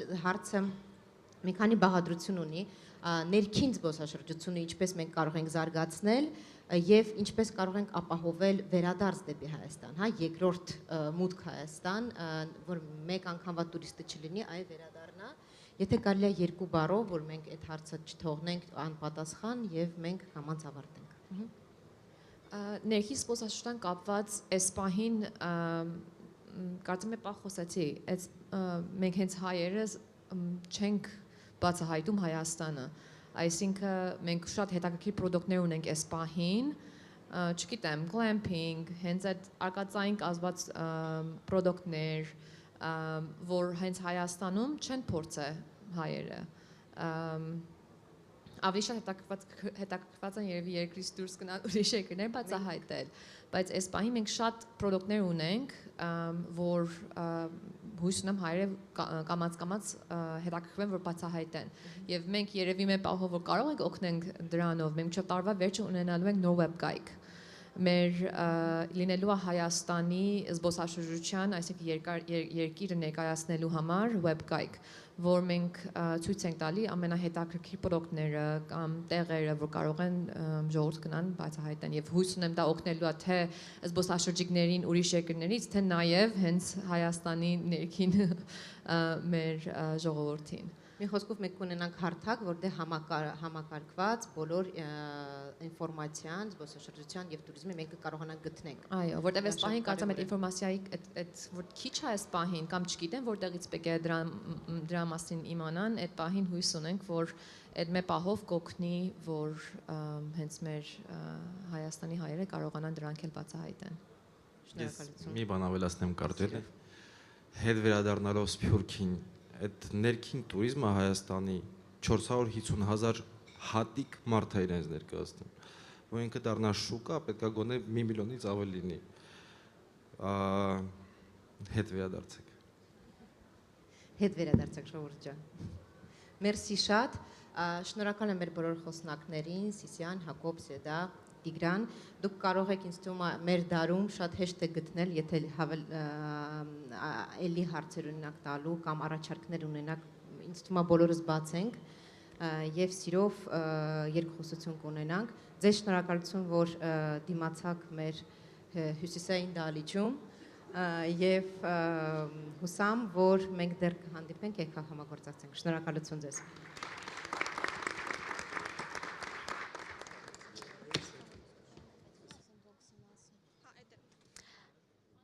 Հարգելի հյուրեր, այժմ սուրճի ընդմիջում է, որի ընթացքում դուք կարող եք ներկայացնել ձեր առաջարկները եւ տեղադրել առաջարկների արկղում, որը գտնվում է B2B զոնայի դիմաց։ Խնդրում ենք 17:10 լինել այս սրահում, որտեղ կկայանա Սփյուռքը կայուն գյուղատնտեսության ոլորտում քննարկումը։ Շնորհակալություն։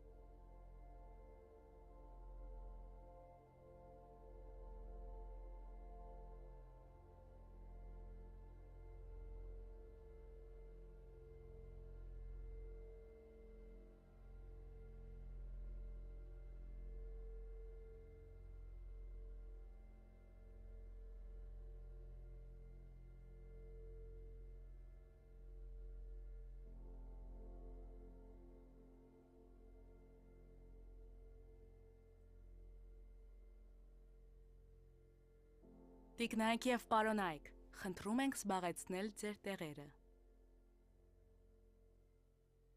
Ladies and gentlemen, please take your seats.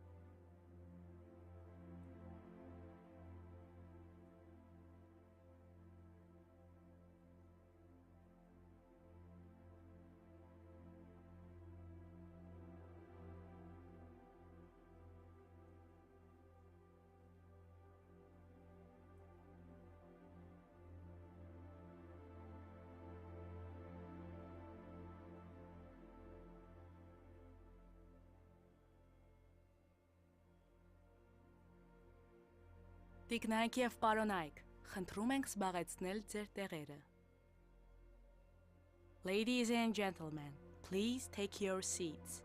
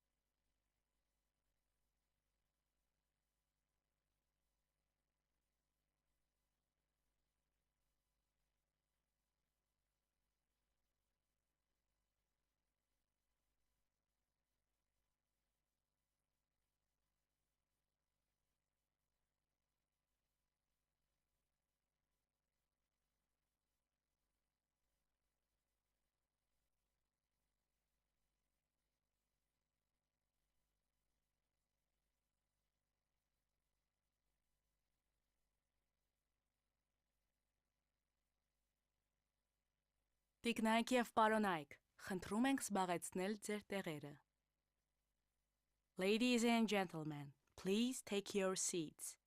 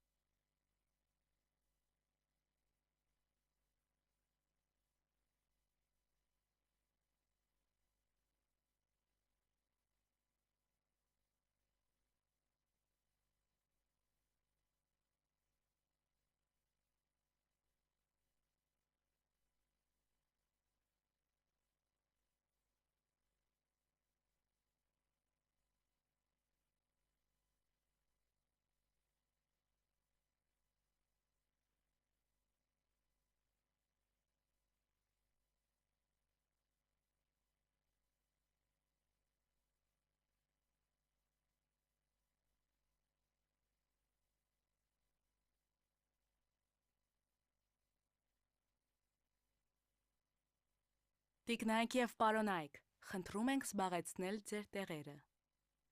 Ladies and gentlemen, please take your seats.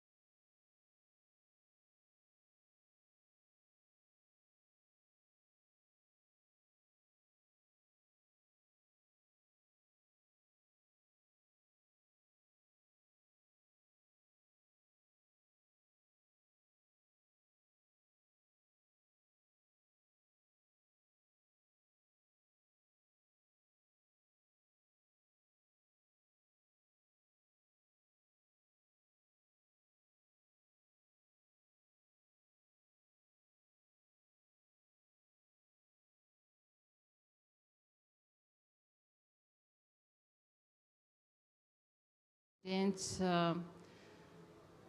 փորձի մասին, իրենց դժվարությունների մասին, նաև նրա մասին ինչ ակնկալիքներ նրանք ունեն, ինչ օգնություն են գուցե ակնկալում Սփյուռքից, պետության կողմից եւ այլն, եւ ամեն մեկը կխոսի մի 10 րոպե, հետո արդեն կլինի հարց ու պատասխան, որ մենք կարողանանք ստանալ հարցեր ունկնդիրներից, մարդկանցից, որոնք նստած են դահլիճում, միայն դրա համար ինչ որտեղ կցուցադրվի QR կոդ, որը դուք պետք է սկանանեք, որպեսզի կարողանանք ձեր հարցերը տալ մեզ։ Երևի սկսենք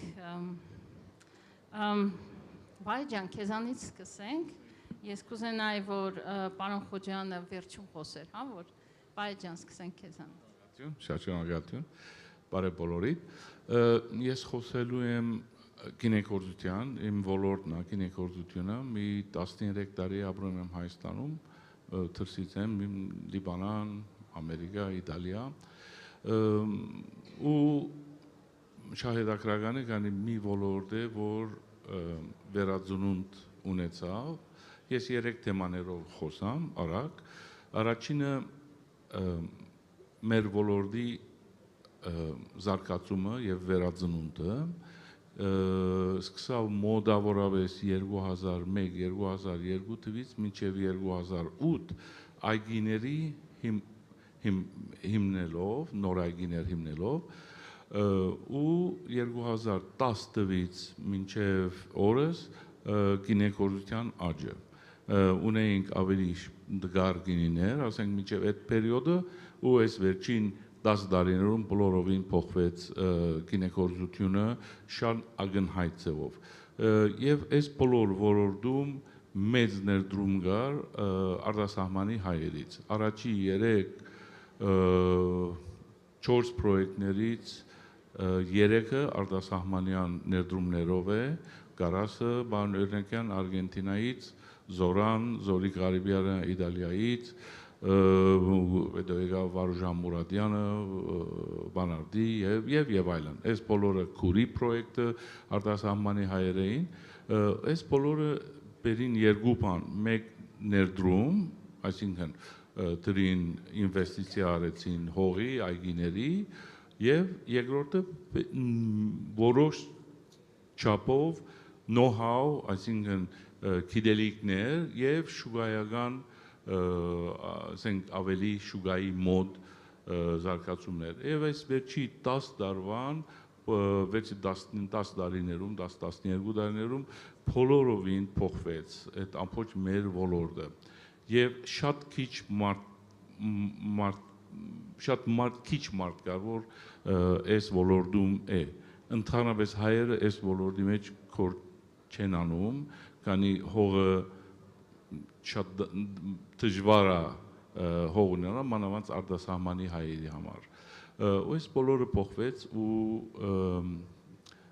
բերավ աճի ու զարգացման մի հետաքրքրական բան կա որ կարևոր է գինեգործության մեջ որ հավելյալ արժեքը այդ շիշի վրա պրոդուկտի վրա բավականին բարձր է այսինքն եթե հաշվենք կիլոն խաղողի եւ եթե մի կիլոից մի շիշ գինի սարքենք այդ գինու վաճառքը կարելի է $2-ից մինչև $50 կամ $60 նույն 1 կիլո խաղողը ընդհանրապես գյուղտնտեսական ուրիշ ոլորտներում դժվար որ այս ծևի մարջինները լա այդ ոլորտում այդ ինվեստիցիան նորից գալիս է մնում է մեր այսինքն էկոնոմիայի մեջ երկրորդ թեման մի կոնտրաստ այս ներդրումները կար նաև զուգահեռ զարգացում ավելի ինֆրաստրուկտուրային այդ զարգացումներում մեկը կա օրինակ Երևանի կինոակադեմիայի հիմնումը, որ մի գրեթե 8 տարի է, ու ամեն տարի 18-ից 20 աշակերտ սովորում են գինեգործություն, կինոմարքեթինգ, մենեջմենթ եւ այլն։ Այդ նաև համատեղ արտասահմանյան եւ ICARE եւ ագրարայինի համատեղ աշխատանքի արդյունքներ մի 6 կամ 7 տարի անց հիմնվեցավ Հայաստանի այգիների գինեգործության խաղողի եւ այգիների գները խաղողի եւ գինու հիմնադրամը, որ շատ մեծ ազդեցություն ունեցավ մեր պրոդուկտները արտասահման հանելու եւ վաճառելու ոլորտում։ Նաեւ տարբեր պրոյեկտներ, տարբեր մասնակցություններ, այս բոլորը բերին զուգահեռ թե շուգան աճացնելու եւ միաժամանակ աշխատանք տանելու այս բոլորի վրա։ Իսկ ես կուզեի նաեւ հիմա խոսանք մի րոպե մեր մարտահրավերների, մեր չալենջների։ Մենք ունենք մի 3 հարց, որ պետք է ուշադիր լանք կամ որոշենք լուծումներ առաջարկենք ու գտնենք։ Մեկ հատը առանց տեխնիկական ալելու ֆիլոքսերայի հարցն է, ֆիլոքսերա մի միջատ է, որ վարակում է այգիները եւ Հայաստանի այգիների մեծ մասը յուրարմատ են ու դիմացկուն չեն ֆիլոքսերային։ Որոշ տեղեր ունենք Ղարաբաղում, ունենք Տավուշում, հիմա ունենք մի քանի գյուղեր Էջմիածնի շրջանում, որտեղ որ ավելի գավային հողեր կան, որոնց մեծ պրոբլեմատիկ է, պետք է մենք շատ ուշադրություն դարձնենք, որ ապակային այս եթե գրնա շատ լուրջ պրոբլեմ ծագի, եւ անշուշտ միակ լուծումը նոր այգիների հիմնումն է արմատակալով, այսինքն վայրի արմատների վրա հիմնված այգիներ։ Երկրորդը հետ անկախություն գներեք, մեր հողադարածները, որ բաժանված էին գյուղացիներին, շատ փոքր էին, 8000 մետր, 6000 մետր, եւ հիմա մեծ ներդրումների համար բավականին դժվար է մեծ մի գդոր հողը լա 30, 40 կամ 50 հեկտար, որպեսզի ներդրողը կարողանա economics of scale ունենա, որպեսզի կարողանա այդ այգիներով ինքը նորմալ ինվեստիցիա անել, այսինքն մի քիչ պրոբլեմ է հիմա այդ կարողանալ մի չգիտեմ 60-70 կիլովատուց հողերը առնել ու դնել մի մեծ գդորի վրա, այսինքն էլի լուծվելի է։ Իսկ երրորդ նաև կարևոր, ոչ պակաս կարևոր ջրի հարցն է եւ մինչեւ վերջերս ջուրը շատ հեշտ էժան օգտագործում էին, պետք է allևս մեր նոր այգիները, որովհետեւ պրոբլեմ չունենանք նոր այգիների հիմնման, պետք է կարողանանք անցնենք գաթիլային համագարկի, որովհետեւ այդ ջուրը մենք բավարարենք ու կարողանանք այս ոլորտը զարգացնենք։ Իմ կողմից այսքան, շնորհակալ եմ։ Եթե հարցեր կան, կարող եք վերջում խոսալ։ Եկեք վերջում թողենք հարց ու պատասխանը, հա։ Եթե տեսնում եք QR կոդը կա, այդ QR կոդը կարող եք սկեն անել եւ դա ձեզ թույլ կտա հավելվածի միջոցով ձեր հարցերը ուղղել մեզ։ Մենք խոստանում եմ, ես էլ հարցեր ունեմ, վայճան։ Հարցը պատասխան անպայման կլինենք։ Հաջորդը կուզենայինք Ավետիկ ջան քեզ լսել։ Ողջունում եմ բոլորիդ, իմ անունը Ավետիկ է, ես զբաղվում եմ Երեմյան պրոդուկտի մարքեթինգով, Երեմյան Products-ը, Երեմյան Projects-ի գյուղատնտեսական նախագիծն է։ Մենք 2019 թվականին ոչ կոմերցիոն նպատակներով սկսեցինք արտադրել կաթնամթերք, քանի որ մեր պրոբլեմներն էր, որ գիտեք մենք սպասարկում ենք բազմաթիվ հյուրերի եւ Հայաստանից եւ արտերկրից ու խնդիր ունենք մշտական որակի ապահովման, հենց դրա համար մենք որդեգրել ենք սերմից սեղան հայեցակարգ կոչվածը, որը արտասահմանում շատ եւ մոդայիկա եւ գրավիչ է, սակայն Հայաստանում նոր է սկսվում այս ամեն ինչի հիմքը դրվել ու գյուղատնտեսությունը ինձ թվում է ոչ միայն կաթնամթերքի տեսանկյունից, նաև շատ այլ տեսանկյուններից վերջը հասնելու է դրան Հայաստանում։ Մենք փորձեցինք մեր ներքին սպառման համար ունենալ որակյալ կաթնամթերք։ 2020 թվականն էր, համավարակ սկսվեց ու ինձ թվում է մեր բնակչության բախտը այդ տեսանկյունից բերեց, քանի որ մեր կաթնամթերքը մենք որոշեցինք, որ չաշխատեցին ռեստորանները, մտնենք շուկա։ Մենք մտանք շուկա, մի փոքր թանկ գնով, որը որ այդ պահին հայկական շուկայի համար այնքան էլ գրավիչ կարող էր չթվալ որպես կոմերցիա, սակայն մենք ունեցանք այն սպառողին, ով գին որակ հարաբերության մեջ ընտրեց, այսինքն վճարել որակի համար, չնայած որ վերջի հետազոտությունները ցույց են տալի վերլուծությունները, որ Հայաստանը ունի մեծ պրոբլեմ, որ մենք չենք օգտագործում կաթնամթերք, պետք է անել ամեն ինչ, որպեսզի օգտագործվի այդ կաթնամթերքը շատ։ Արդեն 2022 թվականին եւ պետության եւ դրսից ֆինանսավորող կազմակերպությունների կողմից Հայաստանում փորձում ենք հիմնել, իմ կարծիքով պարոն Խոջարյանը խոսած դրա մասին, շատ մեծ ֆերմա, որը որ Հայաստանի Հանրապետության բնակիչներին կարողանա տալ այն քանակի որակյալ կաթ, որքան որ մենք հնարավոր է որ կարող ենք սպառել։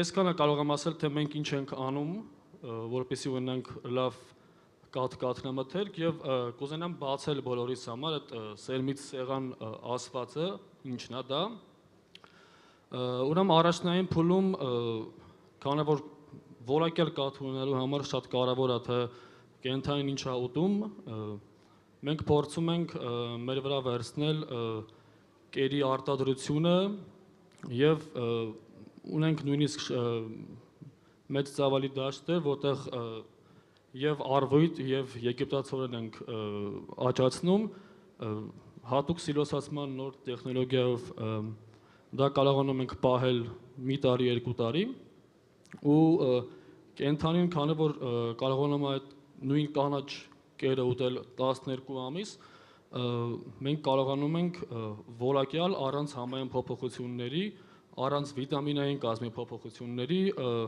ունենալ բարձրորակ կաթնամթերք։ Դրանից բացի մենք ստեղծել ենք եվրոպական չափանիշներին համապատասխան ֆերմա, որտեղ որ եւ կերակրումը եւ կաթի ստացումը ավտոմատացված է, այսինքն մարդկային հպում չկա ամբողջ գործընթացի մեջ, կատարվում է ավտոմատացված կիտ, պահպանում, տեղափոխում, վերամշակում, հատուկ լաբորատոր փորձաքննություններ եւ իրացում կատարվում է մի կազմակերպության կողմից, հենց դրա համար էլ մենք պատասխանատու ենք ցանկացած որակային փոփոխության համար եւ անում ենք ամեն ինչ, որպեսզի բացակայի այդ փոփոխությունները։ Մի քանի խնդիր կա, որի հետ կապված շատ կուզենամ այսօր քննարկենք, դրանցից մեկը նա է, որ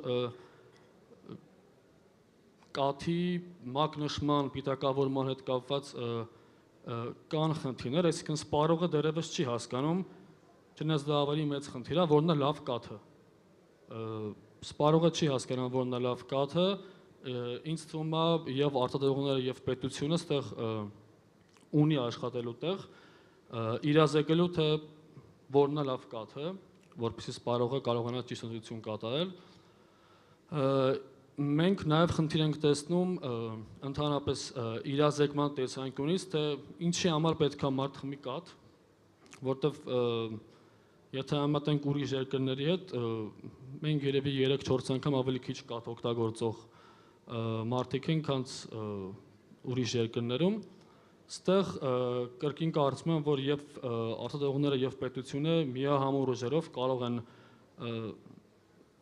նոր ռազմավարություն եւ ստեղծել եւ նույնիսկ կիրառել, որի շնորհիվ մենք կբարձրացնենք կաթի օգտագործումը, նույնիսկ դա մեր տեսլականի մեջ մեր կազմակերպության կա, որպեսզի մենք փորձենք ստեղծել ամենօրյա կաթի օգտագործման նոր արշավներ, փորձենք մարդկանց ցույց տալ, թե կաթը ինչպես կարելի է օգտագործել, այսինքն մենք չենք ասում միայն կաթ կարելի է լցնել բաժակի մեջ խմել, կաթի օգտագործումը շատ տարբեր է, որի մասին կարելի է իրազեկել, կարելի է անել ամեն ինչ, որպեսզի հաջորդ սերունդը էլ ավելի շատ կաթ օգտագործի ու էլ ավելի առողջ լինի։ Երևի այսքանը։ Շնորհակալություն։ Պարոն Սահակյան, Սենիկ ջան։ Լսում ենք ձեզ։ Բարև ձեզ։ Ну, իմ կոլեգան նրանք արդեն աշխատում են, ես պրոստը ուզում եմ ասել, մենք արդեն մտածում ենք եւ արդեն պատրաստ ենք զարգացնել մեր գյուղատնտեսությունը։ Ես 25 տարուց ավել աշխատում եմ Ռուսաստանի գյուղատնտեսության զարգացման հետ, որը մասնակցում են գոլանդский տեխնոլոգիան։ Ուրեմն հիմնականում մենք վերցնում ենք Գոլանդիայի տեխնոլոգիան։ Բավականին ծանոթանալով Գոլանդիայի տեխնոլոգիան գյուղատնտեսության զարգացման հետ, պարզապես ես հրավիրեցի Հայաստան Գոլանդիայի մասնակիցներին եւ մեծ անալիզ անելուց հետո տեսանք, որ Հայաստանը ունի այնպիսի պոտենցիալ էկոնոմիկի այնպիսի հնարավորություն, որ ինքնարժեք ստեղծած մթերքների, գյուղատնտեսական մթերքների, թա պոմիդոր կլի, թե ինչ կլինի, ավելի էժան է, ինքնարժեքը կանց թե Ռուսաստանում տարբեր տեղեր։ Ինչի հիման վրա։ Այսինքն մենք եկան եզրակացության ստեղծել Արևային Հայաստան ծրագիրը հիմնական տեղան սկսեց։ Այսինքն օգտագործելով արևային էներգիան, քամու էներգիան, մեծ տեխնոլոգիան աշխարհում գոլանդский տեխնոլոգիան, մենք կարող ենք հասնել մեծ հաջողության։ Այսօր մենք ունենք ուժը գծագիրներ, գործարանի, որտեղ պետք է արտադրվի մետալկոնստրուկցիան դրա գյուղատնտեսության համար։ Դա կլինի տարբեր ծեփլիցեք, տարբեր կովաբուծական ֆիրմաներ, տարբեր կոնստրուկցիաներ, որը անհրաժեշտ է գյուղի զարգացման համար։ Այսօրն ամենակարևորը նաև որ մարդն է, որ լուբոյ բնակարան վերցնենք մարդն է։ Ռուբեն Վարդարանյանը երեկ էր որ ելույթ ունեցավ 5 տարեկանից երեխային պատրաստում, որպեսզի գիտակցությունը, հասկացողությունը պետական մակարդակով գիտության մեծ զարգացում ստանա։ Ժամանակ է պետք։ Մենք որպեսզի ժամանակ չկորցնենք, օրինակի համար գնում ենք գյուղ։ Մենք սովորում ենք գյուղի բնական ռեսուրսները, դա կլինի ջուրը, կլինի գազը, կլինի էլեկտրաէներգիան, կլինի ամենակարևորը ինչ բնական ռեսուրսներ ունեն։ Օրինակի համար, եթե ասենք գյուղում կապրում է 500 մարդ կամ 100 մարդ, մենք իրանց հետ անալիզ անելով, որտեղ մենք գյուղը ինչ հնարավորություն ունի բնական, անում ենք բիզնես պլան, բիզնես պլանի հիման վրա առաջարկում ենք մարդկանց ով է ուզում աշխատի, աշխատավարձ բարձր, ով է ուզում դառնա սեփականատեր հետագայում եւ ինչ ցանկություն ունի։ Այսինքն ինչ է կատարվում։ Երկու կա որոշում, առաջի որոշումը մենք կամպանիան դա հոլդինգ է կոչում, հոլդինգի մեջ մտնում է գործարանը, կաթի մսի վերամշական տեխնոլոգիաները, դա բոլոր գոլանդցի, ինչ ասում եմ, գոլանդский տեխնոլոգիան է, որտեղ Եվրոպայում իրանք մեծ մակարդակով ցույց են տվել իրանց զարգացումները։ Դրա հիման վրա մենք ունենք, ասենք, պայստավորում, որտեղ ուպակովկա, ոնց են ասում, խալադեն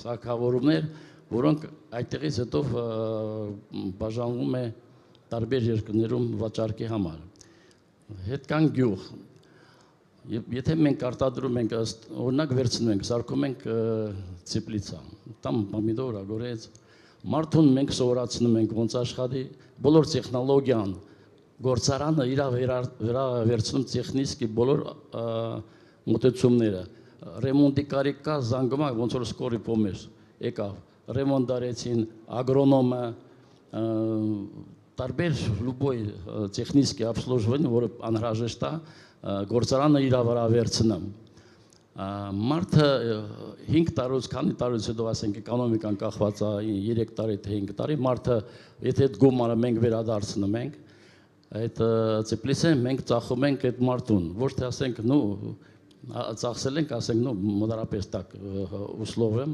ասենք 100 միլիոն, 50 միլիոնով մենք ծախում ենք իրան, բայց այդ մարդը փող չունի, ասում ես չէ փող չունեմ ոնց առնեմ, մենք բանկի հետ խոսացել ենք, որ բանկը կարող է կրեդիտ տա մեր գարանտիայի տակ, մարդը ինքը արդեն սովորել է, արդեն 5 տարի աշխատել է, արդեն ինքը դարել է սեփականատեր եւ կարևորը այստեղ որ մենք պայմանագիր ենք գրում ֆերմերի հետ որպես սեփականատեր Իրանից առնում ենք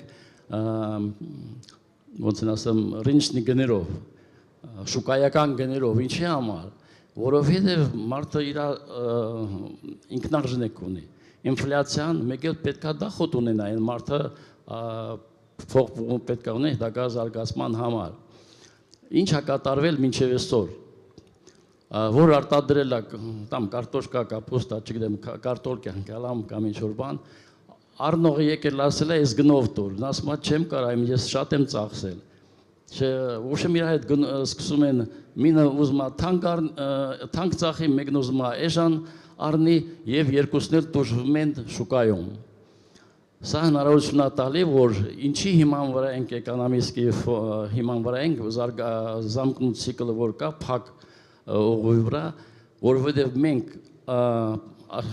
ֆերմերը մենակ մտածում է ոնց մեզ որակով ապրանք տա, ստանդարտն է, ոնց շատ աճեցնի, մնացած բանի հետ գործ չունի, ոչ տեխնիկի ռեմոնտի, ոչ ագրոնոմիայի, ոչ ծախելու, ինքը ազատ է զգում եւ ինքը սեփականատեր է մարալն ազատ է իրան զգում։ Եվ դրա հիման վրա, որ մենք վեց ցիկլը переработкեն, ծախելը, այդ современный подходը մեր մեջին է եւ մեկ այդ եկամուտը կարողանում է ռեգուլировать տանի, որպեսզի ֆերմերին ապահովի ոնց ասեմ էֆեկտիվնի ասեն կարողանա իրան ռինչնի գներով առնի։ Այդ դրանից հետո պարզապես այդ խոլդնիկի հիմնական նպատակը նա է, որ մենք ոչ թե ասենք ծիպլիցինը դա օրինակ էր, դա կովի կարովնիկա դա տարբեր ոլորտում։ Այսինքն ինչ եմ ուզում ասեմ, մենք պետք է յուղացու հետ աշխատենք եւ հնարավորություն տանք, որ մարդը իր տան վրա, իր հողի վրա զգա, որ իր սեփականությունն է, մարդուն շատ բան պետք չի։ Նա պարզապես առավոտը վեկենա, մի կտոր հաց իր երեխուն տա, դպրոց ճամփու տնի, իրիկունը հանդիպի մի շոկոլադ կոնֆետ տա, մարդուն պետքա, ոնց ասեմ, ստաբիլնիստ։ Եվ ստեղ մեծ դեր է խաղալում պետությունը։ Իրականից նենց պետությունը այսօր անորը տալիս է դատացաներ է տալի։ Ոչ թե դատացաները հենց բաժանումը հետո գնում է պիսոկ, ոնց են ասեմ, այլ դատացաները հնարավորություն են տալի ֆերմերին ավելի հեշտ եւ ավելի ոնց են ասեմ էֆեկտիվն աշխատի եւ դառնա սեփականատեր։ Դա մարալն հնարավորություն է տալի մարդուն, որտեղ ամեն մի մարդ ուզում է համ գրագետ լինի, համ խելաց լինի, համ էլ սեփականատեր լինի։ Եվ դրա հիման վրա մարդը իր երեխուն այդ ոնց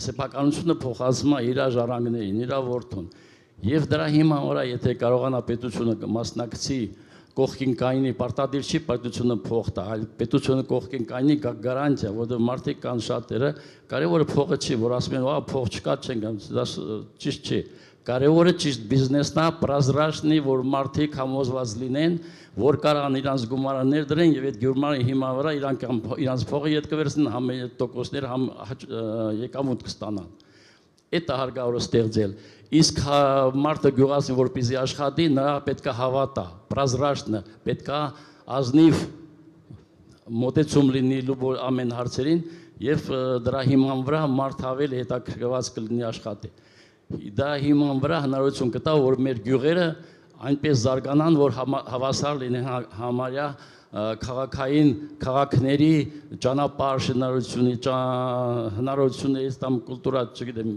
ինչ հնարավոր է, եթե մեքենա ունի, նա դժվար չի 50 կիլոմետր կակ Երևան կինո տեսնի ընտանիքի հետ, մի քիչ ոնց են ասում, ընտանիքով միտեղ նստի հաց ուտի, նոր վերադառնա իր տուն, մարդուն պետք է օգնել, որ ինքը զգա, որ արժանապատիվ ապրում է։ Դրա համար ամեն հնարավորությունը կա, Ես պրոստը մի քիչ երկազազեցի, բայց կարելի է մանրամասն ասել, ես հավատում եմ, որ իրականից այդ համ մեր ժողովուրդն ուզում աշխատեն, համ մեր պետությունն այսօրվան օր արդեն տեսնում եմ ոնց են ասում կանցետ թունելը ես վետ, ինձ թվում է, որ բոլորս միասին կարող ենք մեր հայրենիքը այնպես դարձնել, որ իրականից հաճելի լինի ամեն մի հային իր հայրենիքում ապրելու։ Եվ անկախ նրանից ավելցնեմ, որ անկախ նրանից ամեն մի հայ, որ դու ապրում է, որտեղ երկրագնդի վրա կապ չունի,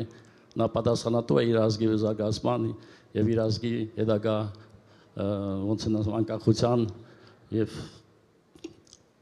զարգացման համար։ Շատ շնորհակալություն։ Վերջում լսենք պարոն Խոջյանին։ Ես կուզենայի, որ դուք մեզ պատմեիք պետությունը ինչ հետաքրքիր առաջարկներ ունի, ինչ ծրագրեր ունի գյուղատնտեսության համար, հատկապես օրգանական եւ կայուն ինչ մոդելներ է առաջարկում պետությունը մեր գյուղացիներին։ Շնորհակալություն։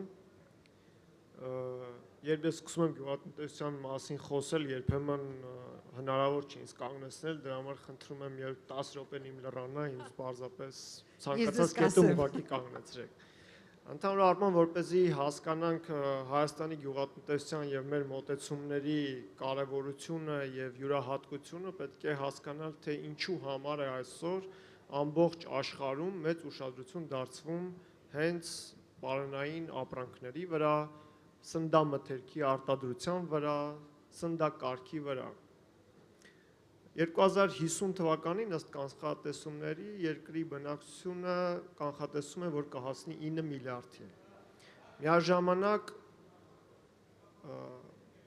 այդ գլոբալ տաքացման արդյունքում մեր ջրային ռեսուրսները նվազելու են շուրջ, ամբողջ աշխարհի ջրային ռեսուրսները նվազելու են շուրջ 40%-ով։ Հետևաբար այն երկրները, որոնք որ ունեն մուտք ջրային ռեսուրսներին, ունեն հող եւ կկարողանան արտադրել սնունդ, իրենք կգտնվեն ավելի շատ մրցակցային առավելության մեջ այլ երկրների հանդեպ։ Սակայն սննդի նկատմամբ պահանջարկը տարեցտարի ավելի ու ավելի աճելու է եւ այդ պահանջարկը լրացնելը գնալով ավելի դժվարանալու է։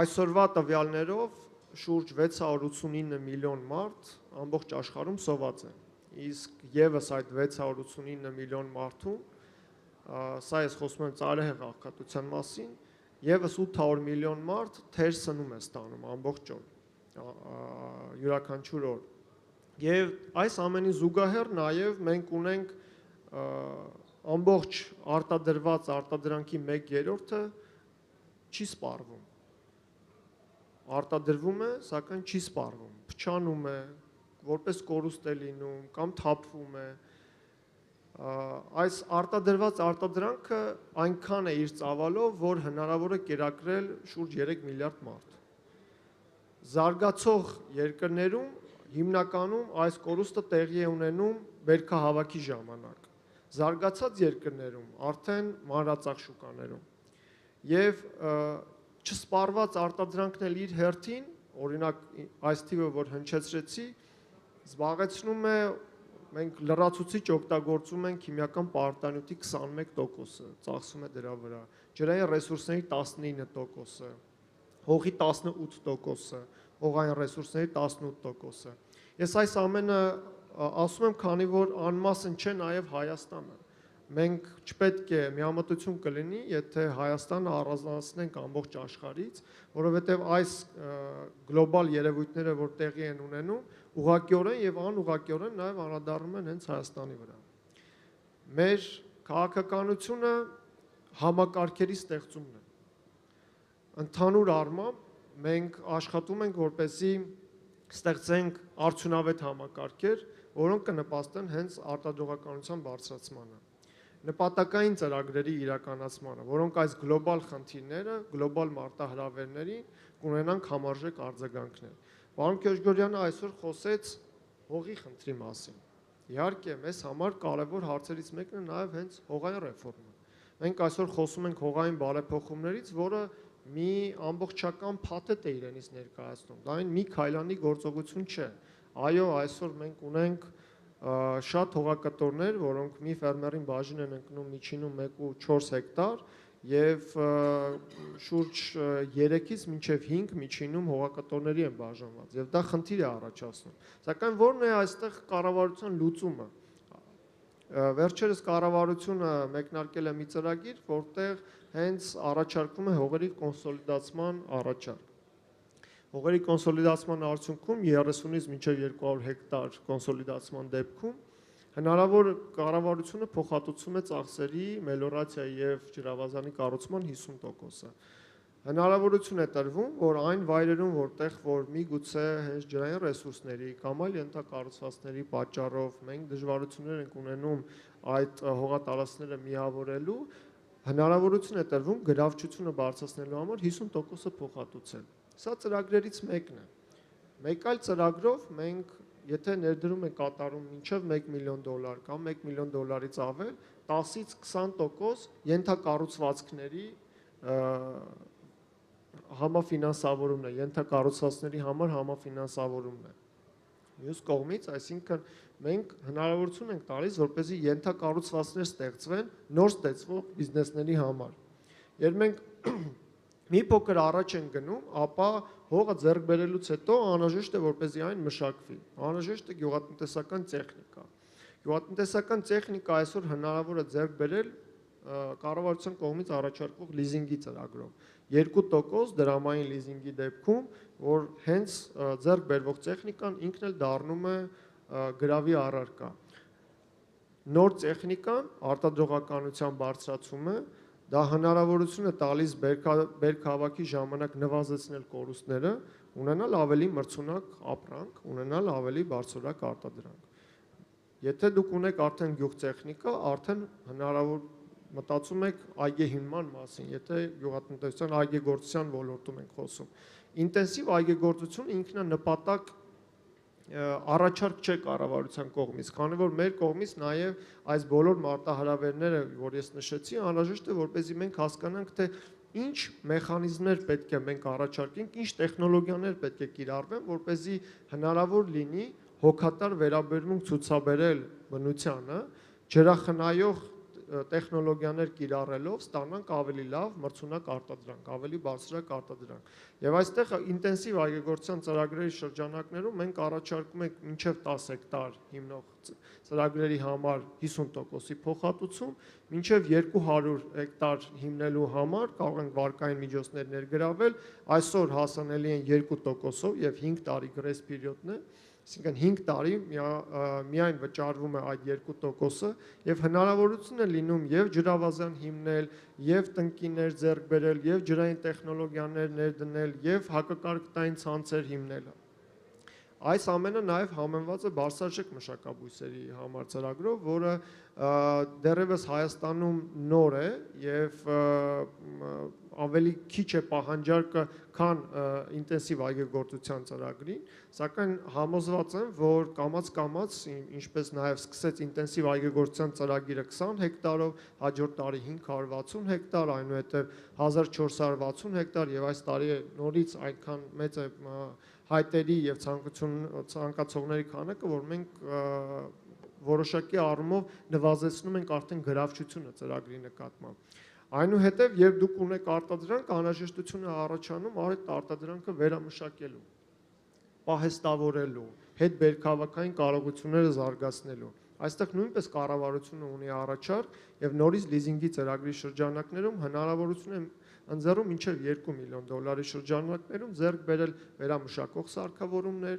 ձեռք բերել սառնարանային սարքավորումներ, կարողություններ, նաև գյուղատնտեսական պահեստ, լոգիստիկ կենտրոն պատրաստելու համար։ Եթե մենք տեղափոխվում ենք այլ ոլորտ, դա ջերմատնային ոլորտն է։ Իհարկե, ինչպես նշեց գոլեգան, Հայաստանը ունի նաև մրցակցային առավելություն, դա շատ արևային օրերն են։ 308 օր կամ 2280 ժամ Հայաստանում արևային օրեր են եւ դրանք հենց մրցակցային առավելություն են ստեղծում հենց Հայաստանի համար ջերմատնային ոլորտում։ Այսօր են վերադարձել նաեւ Շվեյցարիայից, որտեղ Հայաստանը անդամ դարձավ յուպով անդամակցություն ձեռք բերեց եւ տեխնիկապես այն հնարավոր կլինի մինչեւ տարեվերջ արդեն ամրագրել, բայց արդեն այդ հաստատումը եղավ։ Եվ դա հնարավորություն է տալիս նոր գիտական սորտերի պաշտպանություն։ Դա հենց մտավոր սեփականության մասին է խոսքը, բայց բուսաբուծության ոլորտում։ Գիտական համայնքը կարող է նոր սորտեր արտադրել եւ կարողանալ դա դրամայնացնել, մոնետիզացնել, այլ օտարերկրյա ներդրողները կարող են Հայաստան ներմուծել սորտեր, մուտք ունենալ նոր սորտերի եւ ստեղծել Հայաստանում սորտեր եւ կարողանան իրենց իրավունքները պաշտպանված լինի։ Հետո մենք տեղափոխվում ենք անասնաբուծության ոլորտ, նոր մենք սկսել ենք արդեն մեկնարկել է կենդանների համարակալման ծրագիրը, որը հիմք պետք է հանդիսանա հակահամաճարակային միջոցառումների բարելավմանը։ Դա ինչպես նաև գործընկերը Երեմյան պրոջեկտից խոսեց, նաև ոչ բոլորը գիտեն անվտանգ սննդի կարևորության մասին։ Որն է անվտանգ սնունդը։ Ինչի համար ենք մենք այս ամենը նախաձեռնում, որպեսզի արդյունքում մենք ունենանք անվտանգ սնունդ։ Հետագծելիությունը բարձրացնելով մենք նպաստում ենք, որպեսզի այն բոլոր միջոցառումները, որոնք այդ ընթացքում, պրոցեսների ընթացքում կատարվում են, իրենք իրենց նպատակին հասնեն։ Արդյունքում իհարկե մեր նպատակն է, որպեսզի մենք կարողանանք այսօր աշխարհը ուշադրություն չի դարձնում օրինակ անտիբիոտիկների արկայությանը, հենց սննդամթերքի մեջ, կաթնամթերքի մեջ, մսամթերքի մեջ։ Այսօր մեր ջանքերը կառավարությունը ներդնում, նաև նախաձեռնել է մի, կարծում եմ, հեղափոխական փոփոխություն, որը հաստատվելուց հետո կարծում եմ սա մեծ փոփոխություն կլինի գյուղատնտեսության ոլորտում, դա տարբերակված ավելացված արժեքի հարկն է, որտեղ որ այդ փոփոխությունը հնարավորություն կտա, որ այն շղթաները, որոնք որ մենք պատրաստել ենք, իրենք ամբողջական աշխատեն։ Եթե ես 10 րոպեից անցա, կարող եմ հենց այստեղ կանգնել։ Հա, ճիշտն ասած։ Ճիշտ ասած հարցեր եկան արդեն մեր լսարանից եւ հարցից մեկը հենց այն էր, որ ձեզը, պարոն Խոջյան, ես էլ այդ հարց ուզում տալ, ինչպես պետք է լուծել փոքր հողակտորների միավորման խոշորացման հարցը։ Կան արդյոք հաջողված օրինակներ, այսինքն ինչ մեխանիզմով է կատարվելու այդ, որովհետեւ հիմա ամեն մեկը ունի իր կտորը, ինչ որ սեփական փուճուրի քարկ են մուծում, ինչպես պետք է կոնկրետ որն է մեխանիզմը դրա։ Այստեղ մենք պետք է հասկանանք, թե որոնք են խնդիրները։ Եվ քանի որ մենք գործ ունենք նաև սեփականության իրավունքի հետ, որը աշխարհում ամենապաշտպանված իրավունքն է, անհրաժեշտ է, որպեսզի մենք այս հարցին բավականին զգուշ մոտենանք։ Ես նշեցի հողերի կոնսոլիդացման ծրագրի մասին, որի շրջանակներում կառավարությունը խթանում է, որպեսզի մասնավոր հատվածի գումարների արդյունքում հնարավոր լինի այդ խոշորացմանը հասնել եւ պատրաստ է ծախսերի փոխհատուցում իրականացնել, սակայն միևնույն ժամանակ կառավարությունը մեկ այլ պիլոտային ծրագիր է մեկնարկել Ալմավիրի մարզի 4 համայնքներում, որտեղ մենք փորձելու ենք առաջարկել հողերի ձեռքբերում կադաստրային գներով։ Մարդիկ, որոնք որ չեն ցանկանում այդ հողերը մշակել կամ գտնում են, որ իրենց հողերը ենթակա չեն մշակման, ենթակառուցվածքների բացակայության պատճառով եւ իրենք չեն ցանկանում ներդրում կատարել ենթակառուցվածքներ ստեղծելով, դրանով բարձրացնելով հողի գրավությունը, մենք այդտեղ առաջարկ ունենք ընտրված համայնքներին։ Իրականացումից հետո մենք իհարկե կամփոփենք մեր արդեն տվյալները, որից հետո կհասկանանք, թե ինչպես կարող ենք շարունակել, սա ավելի մասսայական դարձնել։ Մեկ այլ խնդիր կա ընդհանուր հողի շուկայում, երբ բանը հասնում է արդեն հողի վաճառքին, տեսնում ես, որ փաստաթղթերի հետ կապված կան լուրջ խնդիրներ։ Մարդը ինքը հողի մշակումը իրականացնում է, պատրաստ է վարձակալությամբ տրամադրել, պատրաստ է վաճառելու, բայց երբ հասնում է այդ քայլին, ես դեռ չեմ խոսում, որ փոքր հողակտորներ են միավորում, տարբեր նմանատիպ հարցեր կարող են առաջանալ, բայց երբ հերթը հասնում է արդեն գործարքին, տեսնում ենք, որ այդտեղ կան բազմաթիվ խնդիրներ։ Եվ այդ պիլոտային ծրագրի շրջանակներում մենք հենց դա ենք նաև իրականացնելու, փորձելու ենք, որպեսզի փաստաթղթավորումը բերենք պատշաճ մակարդակի։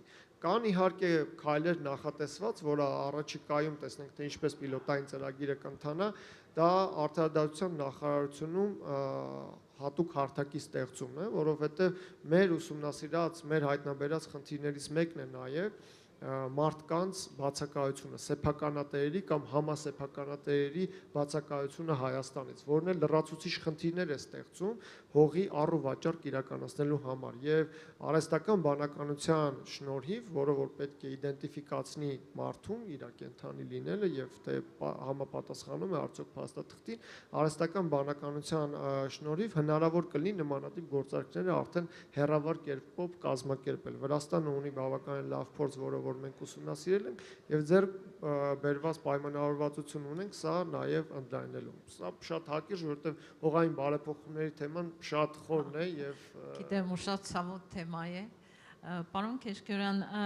ես կուզենայի հարց տալ ձեզ։ Մեր գինիների ինչպես անենք, որ մեր հայկական գինիները ավելի ակտիվ դուրս գան դրսի շուկան եւ մենք այստեղ հարց ունենք նաև ունկնդիրներից, թե ինչ դժվարություններ եք հանդիպում արտահանելու դեպքում, այսինքն եթե ինչ պետք է արվի, ինչ դժվարություններ կան արտահանելու եւ ինչ պետք է արվի, որ այդ դժվարությունները հաղթահարվի։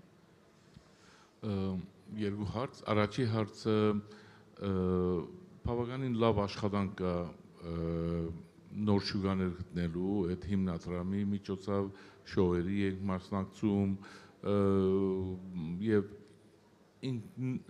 արդեն շուկան մանավանդ որոշ շուկաներ ամերիկյան շուկան բավականին ակտիվ է հիմա հայկական գինիների վրա Ռուսաստանը վերջի 2 տարիներում զարթնած է նաեւ հայկական գիներ ավելի բարձր գնով ընդունելու եւ վաճառելու եւ ներմուծելու Եվրոպան դեռ հեշտ չի, դժվար է, քանի իրենք նաև շատ գինի են արտադրում, մրցանակ լելու համար ավելի դժվար է Եվրոպայում անել եւ նայում ենք Չինաստան, Ճապոնիա, որոշ հետաքրքրական Ճապոնիան շատ հետաքրքրական շուկա է, բավականին էքսպորտի աճ կա, հստակ կա, շատ կարևոր է նաև որ որակը պահպանենք, նախ էքսպորտի ժամանակ, շատ կարևոր է որակը, քանի որ մեր երկիրը մենք չենք կարող էժան գնով գինի սարքենք, ոնց որ ասենք Իսպանիան կամ հարավային Ֆրանսա կամ հարավային Իտալիան, որ այնտեղ էժան է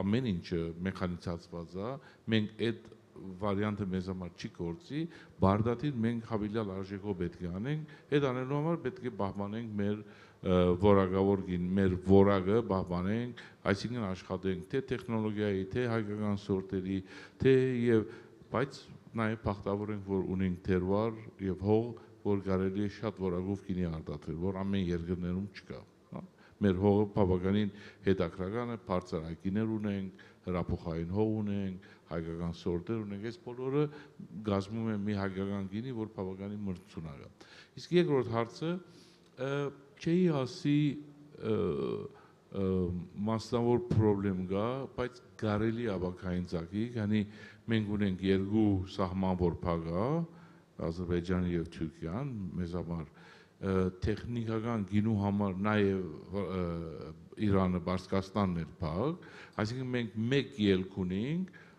արտահանելու, այն էլ Վրաստանի միջոցով Եվրոպա եւ այլն։ Պրոբլեմ գրնածակի ծմերային ամիսները, ծուրդա, ծույնա, լարսպագա, լարսպացա, այն ընդհանրապես այդ հարցը, ու թսից ներմուծել, շիշ, թուղթ եւ այլն, որոշ պրոդուկտներ խցան, պետք է մենք այս բոլորը ներմուծենք, ուրիշ մասնավոր չի ասի հարց ունենք, հարց կա գլոբալ տրանսպորտի այս վերջի տարին ահռելի պրոբլեմներ կովիդից վերջ Չինաստան եւ այլն, բայց չի ասի, որ մեծ պրոբլեմ կա, մենք առօրյա արտահանում ենք կոնտեյներները Այսինքն եթե մենք որակը ապահովում ենք, մենք նաև կարանք հեշտությամբ արտահանենք, պրոբլեմ չկա։ Եվ մենք կարող ենք այդ քանակները ավելացնել։ Նայեք, ավելանում ենք, այսինքն ամեն տարի նոր այգիներ են հիմնվում, եթե հաշվենք,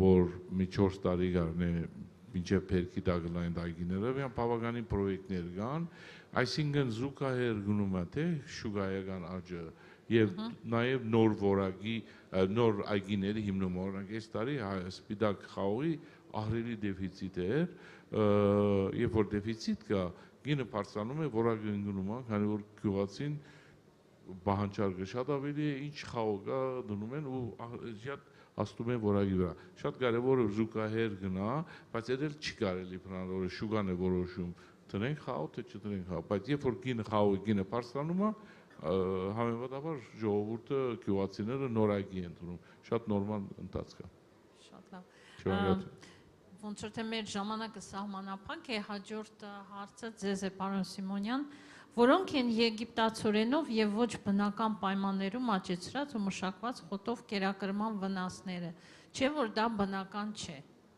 այսա շատ հետաքրքիր հարց է Ստեղ ոչ թե վտանգավոր կամ չվտանգավորի հարցն է, ստեղ ավելի շատ ճիշտ ռացիոնով 12 ամիս ճիշտ հյութալի պահված սիլոսացված կերի խնդիրն է, քանի որ կաթ օգտագործողները ինձ թվում է գիտեն, որ ձմռանը կաթի որակը փոխվում է, շատ ակնառու է նույնիսկ դա լինում, հատկապես Հայաստանում, իսկ երբ որ սեփական խոտաբույսերն է, սեփական կերաղացի, կերախառիչով հատուկ օրվա ռացիոնով տրվող կերն է ու դա 12 ամիս պահպանվում, այսինքն չի չորացվում, չի կորցնում իր մեջի կարևոր բաղադրիչները, որով պայմանավորված է կաթի վիտամինային կազմը, այդ ժամանակ մենք ուղղակի ավելի վստահ կարող ենք ասել, որ այն կաթ ու կաթնամթերքը, որ ստանում ենք, որակային փոփոխությունների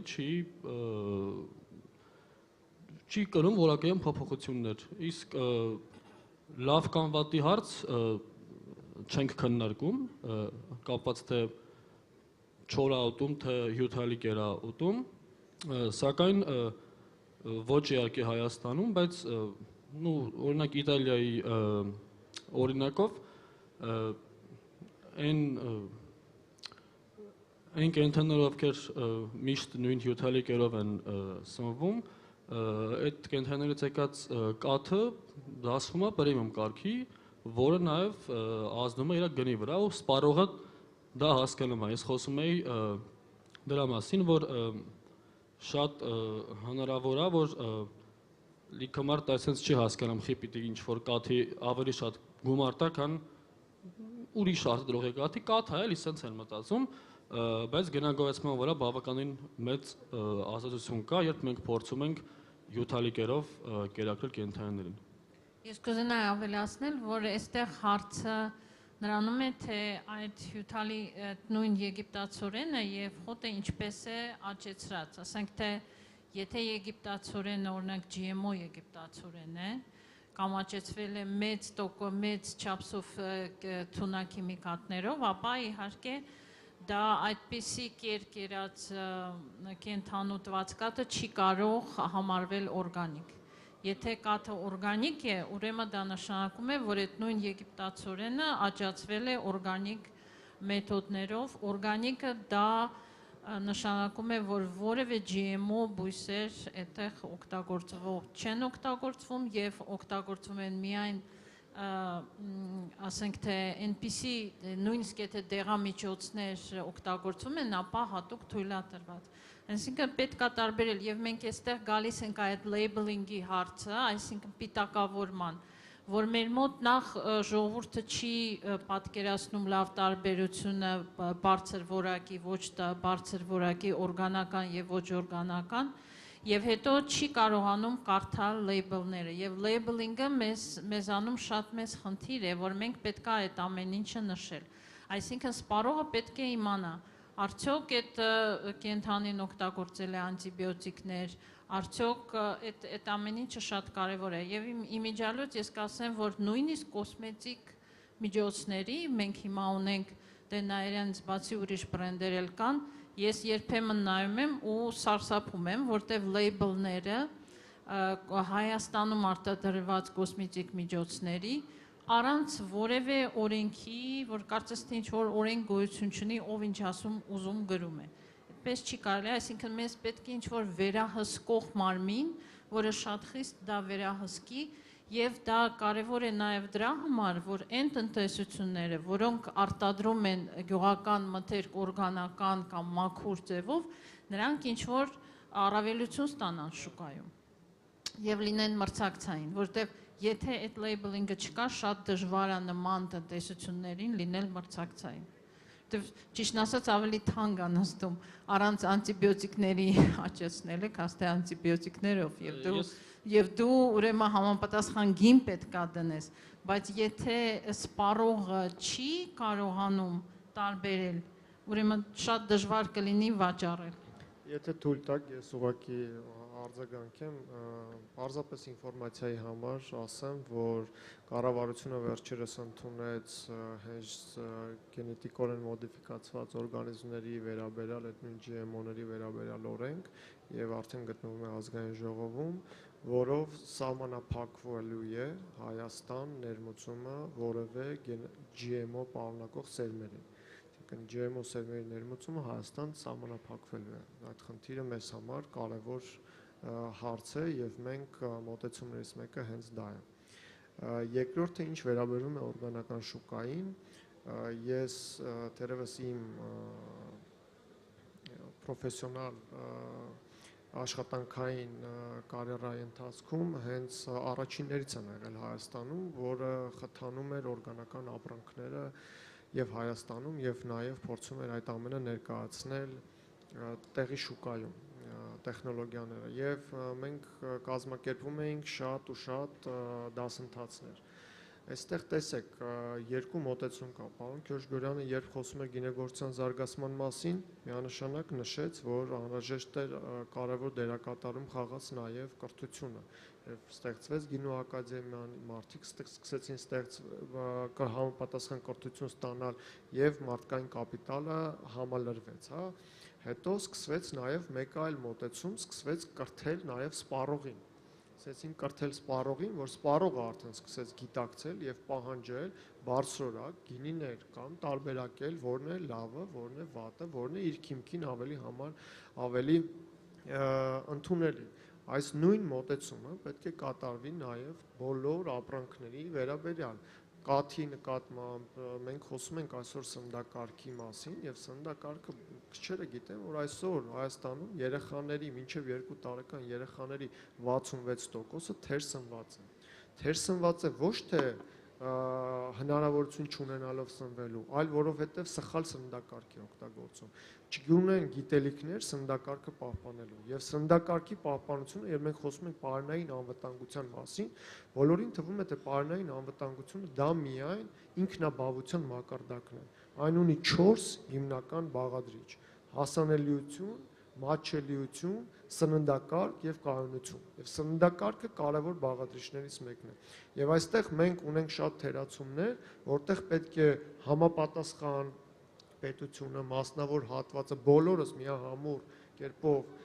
աշխատենք, որպեսզի կրթենք նաև մեր սպառողին, որը հետագայում կտարբերակի այդ ապրանքները, կհասկանա ինչի համար է ինքը թանկ վճարում, պատրաստ կլինի դրա համար վճարելու եւ դա ձեռք կբերի։ Սա կարծում եմ եկեք այսպիսով այս թեման բացենք, որպեսզի հետագայում մենք միասին սկսենք աշխատել այս ուղղությամբ։ Շնորհակալություն։ Այո, մի հատ էլ շատ կարևոր բան կա, քանի որ ես էլ շփվում եմ ֆերմերների հետ, որոնք փորձում են օրգանական ձևով աշխատել, սերտիֆիկացիայի հարցը։ Մեր Հայաստանում փաստորեն գյուղատնտեսության օրգանական սերտիֆիկատ տալիս է մեկ կազմակերպություն, Էկոգլոբը, եւ դա բավականին թանկ հաճույք է սերտիֆիկացիան, այսինքն նույնիսկ մեր նման ընկերության համար, Նայիրյանի համար բավականին թանկ է ամեն տարի կես միլիոն վճարել միայն սերտիֆիկացիայի համար։ Ես պատկերացնում եմ ինչքան ավելի դժվար կլինի դա փոքր արտադրողի համար,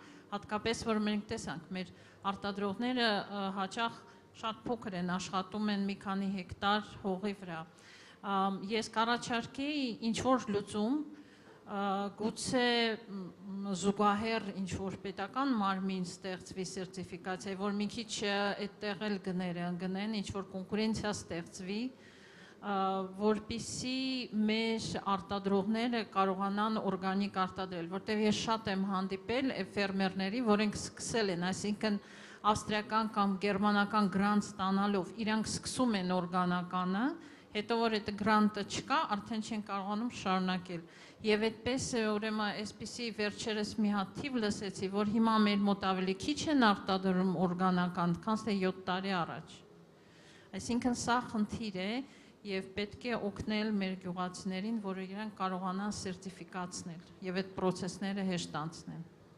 Ուղղակի արձագանքելու համար ասեմ, որ եթե մենք հաշվի ենք առնում սերտիֆիկացված ֆերմերային տնտեսությունները եւ արտադրանքը, ապա այն մի քանի անգամ ավելի շատ է, քան 7 տարի առաջ սերտիֆիկացված թվականակով։ Ցավոք սրտի օրգանական շուկան շարունակում է մնալ բավականին փոքր տոկոսը ընդհանուր մեր արտադրության։ Եվ այսօր շատ երկրներ կան, որոնք իրենց եւ նաեւ մենք էլ ունենք այդ նպատակը, իրենց առջև դրել են հենց օրգանական ապրանքների մասնաբաժնի բարձրացում ընդհանուր իրենց արտադրական շղթայում։ Բայց այստեղ կարծում եմ, որ արհեստական միջամտությունները իրենք կարճաժամկետ են լինելու։ Տեսնում եք, դուք ինքներդ եք նշում, նաև մենք համագործակցելով շատ միջազգային կազմակերպությունների հետ, որպեսզի խթանենք օրգանական արտադրությունը, իրենց հետ մշակում ենք գործողություն, որը կֆինանսավորի, կհամաֆինանսավորի օրգանական սերտիֆիկացման ձեռքբերումը։ Սակայն պետք է շուկան այնպես ձևավորվի, այնպես կարողանանք խնդիրները ճիշտ իդենտիֆիկացնենք եւ լուծումները թիրախավորված մատուցենք, որ հասկանանք, թե որը կստեղծի համակարգեր, որը ինչ որ մի ժամանակ, փոքր ժամանակվա համար չի լինի։ Եվ այլ մարմին ստեղծելը, լրացուցիչ պետական մարմիններ ստեղծելը, կարծում եմ այստեղ պետք է մի փոքր ուղղակի զգույշ լինել, որովհետև վերջերս քննարկում էի գործընկերների հետ միջազգային եւ նշում էին հենց Շրի Լանկայի օրինակը։ Այդտեղ նոր նախարար նշանակվել, եկավ եւ